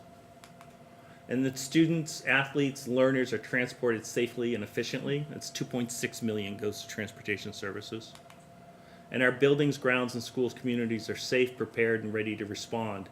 That's $470,000 for safety and security. So those are the 2 elements. If we're ready to learn and we're prepared to inspire, then we're putting really the investment that the community commits to us to good use. And I told you early in the process that I didn't want to be talking about what the margin was, the difference between 18 and 19, because I think each year we have to go to the community and say, are we being wise and are we being prudent in the investment of $76 million of your treasure? But we all want to know what's going up and what's going down. So I gave you that slide. So major increases, we have salaries, outside placements, contracted services, technology infrastructure, curriculum materials, utilities, building maintenance. This is a laundry list of the items that we went through in detail as we went through all the different numbers. Major decrease drivers, there's consolidated savings or savings from consolidation. Health insurance, food service subsidy, the elimination of that, auditing services, the great reduction in that with the less number of audits that we're performing, public high school tuition because we're seeing the grandfather clause, we have less students that we're paying into public tuition, and also technical ed tuition because our 6-semester average is going down. So those are all savings that are helping this equation of how do we get to 1.7% increase in an environment that's heavily personnel, heavily physical plant oriented. Personnel, labor costs, and physical plant costs are not going up 1.7%. So we knew that we had to have a significant number of downward drivers to make sure that we came within this number. So the personnel savings from consolidation, because this is a big part of it, and it brings us back to the promise to give. And as you know, what we're showing here is the one-time numbers, and then since our promise was to deliver over the first 5 years of the consolidation, that promise was $1 million. But as you can see, if we take these, and of course, we're not going to go out and get a second superintendent and a second business manager, and these are all positions that we're all committing to eliminating, so that we bring those over and we inflate them at 1.5%, then these reductions that we made in year one end up being of value to our taxpayers of 1.8 million, and these reductions that we're making this year end up being a value of just over 3 million. We do have some reinvestments that we're making in those, but some of those reinvestments actually trail off after the second year. So right now, where our math is that we're looking in the first 5 years, because of our merger and consolidation, just in personnel, that we're above $4.6 million. Can I just ask that we go back and check what the actual language was from Yep. the red study? Because I think what we promised was $1 million a year by year 3 or by year 5. So it was per year. So I think Yep. we're on target to hit that, but we're not on target to hit 4 times as much as we promised or something. Well, we can actually go, I don't have it here, but we do have the promise to merge slideshow on our budget page, which is directly extracted from the red study agreement, or red study. And, you know, it's late, I could be missing it, but I think it was $1 million within the first year that there would be savings. So, No. That's fine. okay. It wasn't until the third year that we hit $1 million. But this is just personnel. This Yeah. isn't tuition for Westford students. This isn't, we haven't calculated things like transportation in here, which added costs last year. But when we're finally able to reimburse, that'll be different. So what we showed in the red study was more than just personnel. I think it's pretty impressive that we're going to save $1 million a year in personnel, frankly.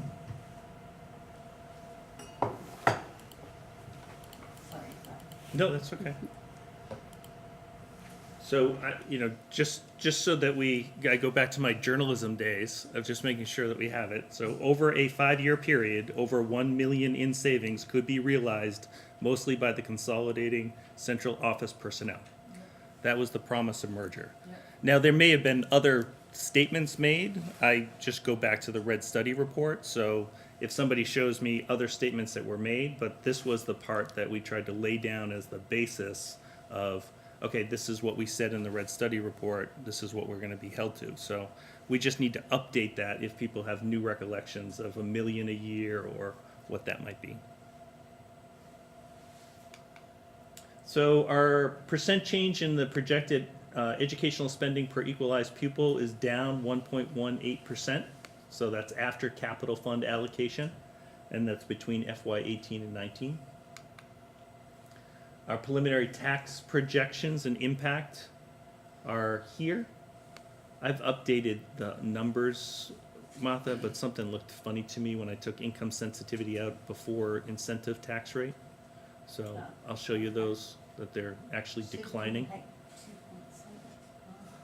Yeah, it was declining. It just seemed funny. So Let's emphasize education spending, not sending. good, see that you won the prize. Come on, folks, that's been there for weeks. Kaylee. I'll fix that. It's a second. Yeah. It's the Easter egg. You have to send Ed, okay? Ed is really important to this Yeah. audit. See, that's the problem. Spell check doesn't pick that up. Yeah. It doesn't realize you're just wrong. Right. I think we're all stepping it up thanks to Keely. We are really eagle eyes now. Well, I want you to emphasize that decrease of 1.18%, because Governor Scott asked in districts that had increasing equalized pupils, which ours does, that we hold our ed spending per equalized pupil to less than 2.5%. So I just want to make sure that we emphasize that we have done far better than that request. It's all about the marketing. This was my emphasizing, but, That's a good slide for but that. we can add highlighting to this. So then on the EWSD capital plan, it's $1 million. The proposed capital plan is down $209,000, or about 17% from last year. We have a 5-year plan, and the proposed is in FY19, and we're moving back to these sort of major categories, and then the specific projects or areas of projects that are going to be happening for that. And it also starts to telegraph that we're bringing this back down to that sort of 1% of operating budget, instead of bringing it down to 400,000 or to zero. It was hard to understand whether the intention was to eliminate the capital plan at some point with last year's language. This is a little bit of an expansion of what these projects are, with the primary ones being identified. As you remember, new to the list and competing at the top ranked position, at the gold medal position, is having Founders, that building, be connected to municipal sewer. It's right now on a septic tank and leach field system. So that becomes the major project for FY19. And again, that wasn't a project that was even on the capital plan in the past. We've had some, actually a number of issues in the fall with it, and we also find that there's just a general dissatisfaction with running a building with almost 600 occupants in it on a septic tank basis. The septic tank and the leach field is actually the playground as well. So I think we can make a lot of improvements by connecting it to this. The grass is green. We also flooring repairs and so forth. But I did add, so here's the FY18. Now you know. Here's an update from 18. So this was the amount that was approved last year during the FY18 budgeting process. These were the projects that were delineated within the plan that was published in the annual report. At this point in time, we've completed or partially completed a majority of the plans that were specified. We are in pre-construction for some ventilation work that still is to take place. But the phone system was completed, the gym backboards, the salad bars, and the touchpads were all completed in the summer going into this year. With the EHS roof, there was a plan to try to save up all the money and do it in one lump sum. We've actually feel that we can do that project in phases with potentially the amount of money that we just put into last year. When we've gone out to the marketplace, the pricing has been much more attractive than some of the early engineering estimates. We can also group it with other projects in the district, which is giving us some economy of scale, which is what we want. And then there were additional projects that were not specified up inside the plan, but a number of boards or administrations took and tried to finish these out with fund balances that were in capital. So there were some improvements made in both ADL and Hiawatha in their parking lots. It was basically pedestrian safety, bus transportation, and travel kind of improvements that were made. The EHS bleacher replacement was done. I don't know if anyone's had a chance to see the new bleachers, but they are a remarkable 50-year update to what we had. And then over in Founders, there was the gym floor replacement, and there was some paving at Essex Elementary. All four of those projects were completed in the summer of 2017. Right. The third bullet down is a triple E. It What is. do you mean? It is? Yep. Wing? Yep. Okay. It is at Essex Elementary, Okay. but That's it's what I the thought. triple E I wing. didn't know. Yeah. Triple E or E. Thank you for clarifying. EESEEE. So, and then for the Center for Technology, their budget that would be warned is $8,035,801. That is a 2.8% decrease from the FY18 approved budget. There are no program additions and no program subtractions from what is currently being offered. And the tuition remains flat over FY18 at $16,850. So that was a self-imposed strategy by the Center for Technology and Bob Travers to make sure that remained competitive in a tough economic time and didn't provide any additional barriers or obstacles for students being able to attend the center. So that's the slides. That becomes the quick view that I thought that we could put out there for consumption. I do have the other, as I go through, I have the other 45 slides or so. Most of those you've already seen. The only ones that I've begun to change that would end up becoming part of the public is that I've just started to expand so that we have our Essex Westford numbers, and we talk about our people, our district, our quick review of our budget that people can see, and then also grouping together those three areas that we just gave some context before about the numbers. So just a different way of just having a little sense of like who is Essex Westford School District. This is not all of it, and as you see, the public presentation still has the bubbles. So Yeah. yes, the bubbles are still there. Yeah. Thank you, Brian. The bubbles. Where's the I've had to pyramid? change the color of the bubbles every single week. I am sick of the bubbles. Blue was a step up So- from orange. Yeah, I know. I didn't like orange. Do board members have questions? It's been a very thorough process, and I will just say I really appreciate the story that you've been Yes. able to put together, Brian. Oh, I thank think you. it's what we would hope, even in a year that's. Are we on set? We're on We're on set. set. Even- Ready, set. Hopefully next year the story can talk a lot about student Outcomes outcomes. and our vision. Yeah, Yeah. exactly. So do you want to pass out the warning? Yep. And I'm sorry, those were so short, but just so that you can share them with family and friends, maybe laminate them with the rest of them that you have from the others. So those are the slide decks that's going around. They're exactly what was just up on the screen, and what's coming around right after them is a draft of the annual meeting warning.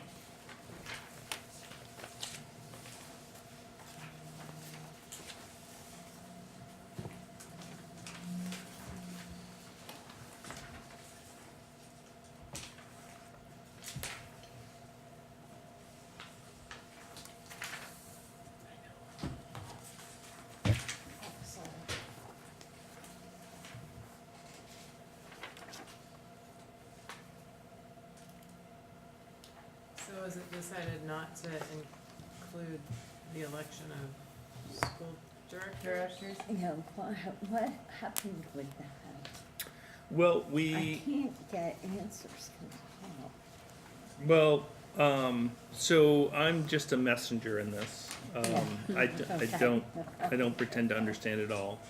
But there seems to be a discrepancy that we're trying to clear up with Chris Leopold and also with the agency with regards to whether the law that was changed that would enable unified union school districts to place on their ballot the election of officers was actually changed sufficiently enough to allow unified unions to have on their ballot the election of officers. So as of this afternoon, my understanding is that we were advised by both in-house and external counsel that that it was still the municipality that had to have the ballot warning for the election of officers.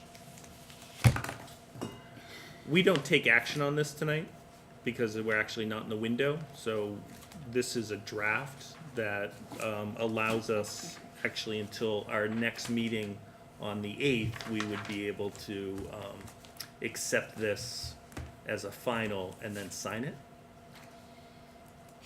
So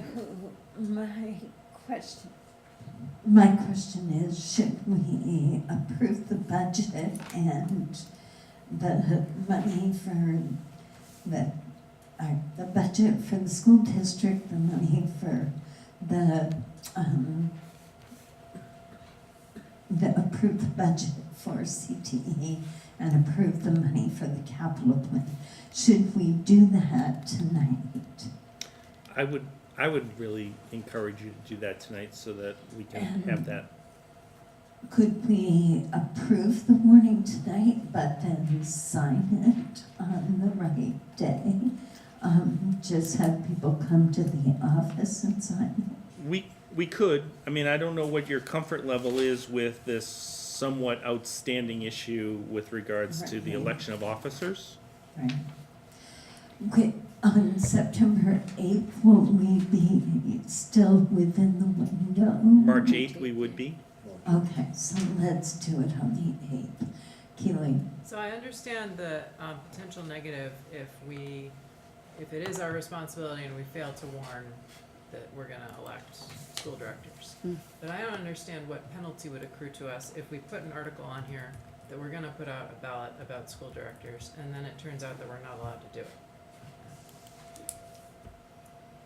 Well, I think what I'm hearing is that Brian expects to, do you already feel like you know that answer for certain? I certainly don't know. So let's just say that we'll have that cleared up by March 8th. So that when we see the warning, Why we're don't we gonna be- just put it on there? Because if the municipality puts it on there and they have a vote, The and then munis- we put it on there and If people you vote for put the it same on thing, here, it yeah. means all the districts get to vote for the candidates for Essex Junction, Essex Town, Westford. You can't have, you've gotta have your own districts voting for your representatives to be on this board. But you could have on this warning that as Westford will elect a board member for a 3-year term, Essex Town will elect, and so forth. And the ballots would have to be different for each community, which is frankly what I envisioned and what I thought we had accomplished Right. in the legislation that was passed last year. But now Chris Leopold is saying that's not the case, so I'm very Could we at confused. least have the article written and ready to go that would comply with what we thought the law was achieving? Hopefully we'll have final information that'll allow us to have something concrete on the 8th. I think if we should not have that answer, I would agree with Keely that we warn in a way that we feel is compliant with the law if we have no definitive answer, because I am trying to think, is there another municipal vote? Does the municipality have a vote on that date? No, what happens They don't, is, I don't think. Yes, they do. So- The Village of Essex Junction does. have yeah, a but vote. it doesn't, The it town doesn't, The town, I think, does their vote I don't, Next week. the I town don't meeting day. think the municipalities have to, I don't know that they have to warn it. I just think they have to print, well, they must have to warn it. They must have to warn it, is the They thing, must and, have to warn and we can't miss that window. So it. Right. we have to have the information, and we don't know, I actually don't know whether you probably do, Diane, know their meeting schedule to know what meeting by which, if they in fact have to warn it, would have to have, I would think the quorum. select board would be town meeting day, would be their last chance to do that, because it's within that. so we'll definitely have the answer by then, otherwise we're doing, going Yeah. Keely's speed. The village I'll- hall already warned it I'll because keep it's their working on annual this. meeting, and then they It's frustrating. dovetailed their vote with With that. ours. Yeah. But in the absence of knowing that the municipalities have this under control and that's the correct answer, I really hope that we have an article Ready to go. ready to go Yeah. Yeah. that complies with the law that the legislature attempted to pass to solve our problem. Or passed to attempt to solve our problem. That we Grammatically that we correct. thought we had already done. Yeah, I think, you know, we may find that this gets resolved, that we get a new answer, or the fact that we resolve that we don't like the answer that we're getting, but that's the answer that our council's providing. So we'll go back and I'll interject. I thought there was more communication happening outside of my inbox, but I'll go back. I'll try to understand where we are with it, and see what it is. But there may be a chance that we can add it, or there may be a chance that we don't like the council's advice, but it's best to follow it. And I think before, one of the conversations I had today, at some point in my awake time, was that we were double checking to see what some of the other merged districts are doing.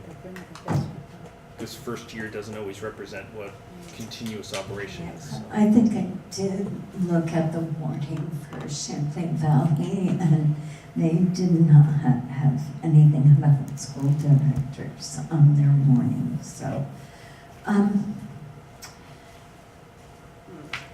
Brian, I'm still a little concerned about whether this 76,618,154 is the number with or without the capital expenditure. Yep, we can take a look at it right by I can't. going to here. So this budget right here, the 76,618 that's on that slide, is the budget before the capital plan. It says after the capital. So see, we got the budget 76,618 Oh, minus capital offsetting plan's revenue, down here. capital plan. Yeah, okay. And that's you. also why your equalized spending per pupil is different than what you're seeing right here. Right. Notice how it's 15,814 Right. in Article 1, because then you have to do it over again, which I find is completely Yeah. more confusing than, All right, thank you. Yep. You made my concerns. So, do you want us to do a vote on the budget and the capital plan tonight?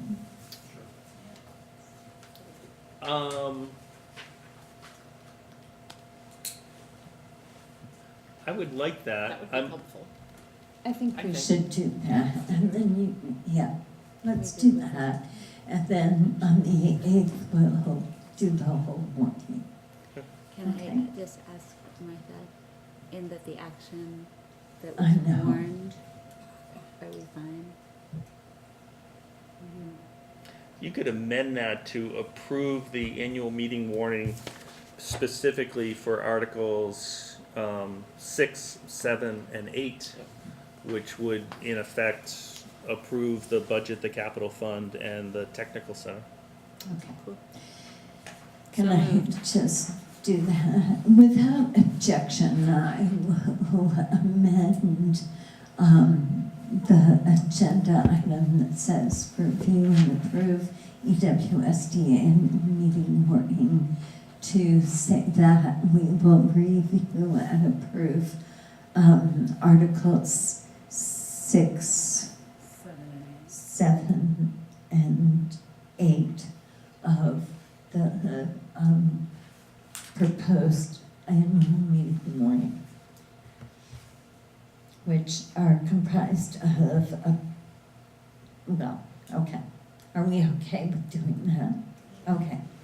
Then I'll entertain a motion that we approve Article 6, which is the budget for FY19 for the district, Article 7, which is $1 million for the capital reserve, and Article 8, which is the budget for CTE. Okay. You got that, Marla? Al made the motion. Yeah, I got it. Okay. Is there any further discussion? If not, all those in favor say aye. Aye. Opposed, say nay. All right. Thank you very much. We didn't quite make our agenda timeline, but not too bad. We did add something to it. Well, thank you all, and thank you, Beth and Brian, for the good work on the budget. It's pretty exciting. So, Thank you. with that, we are adjourned.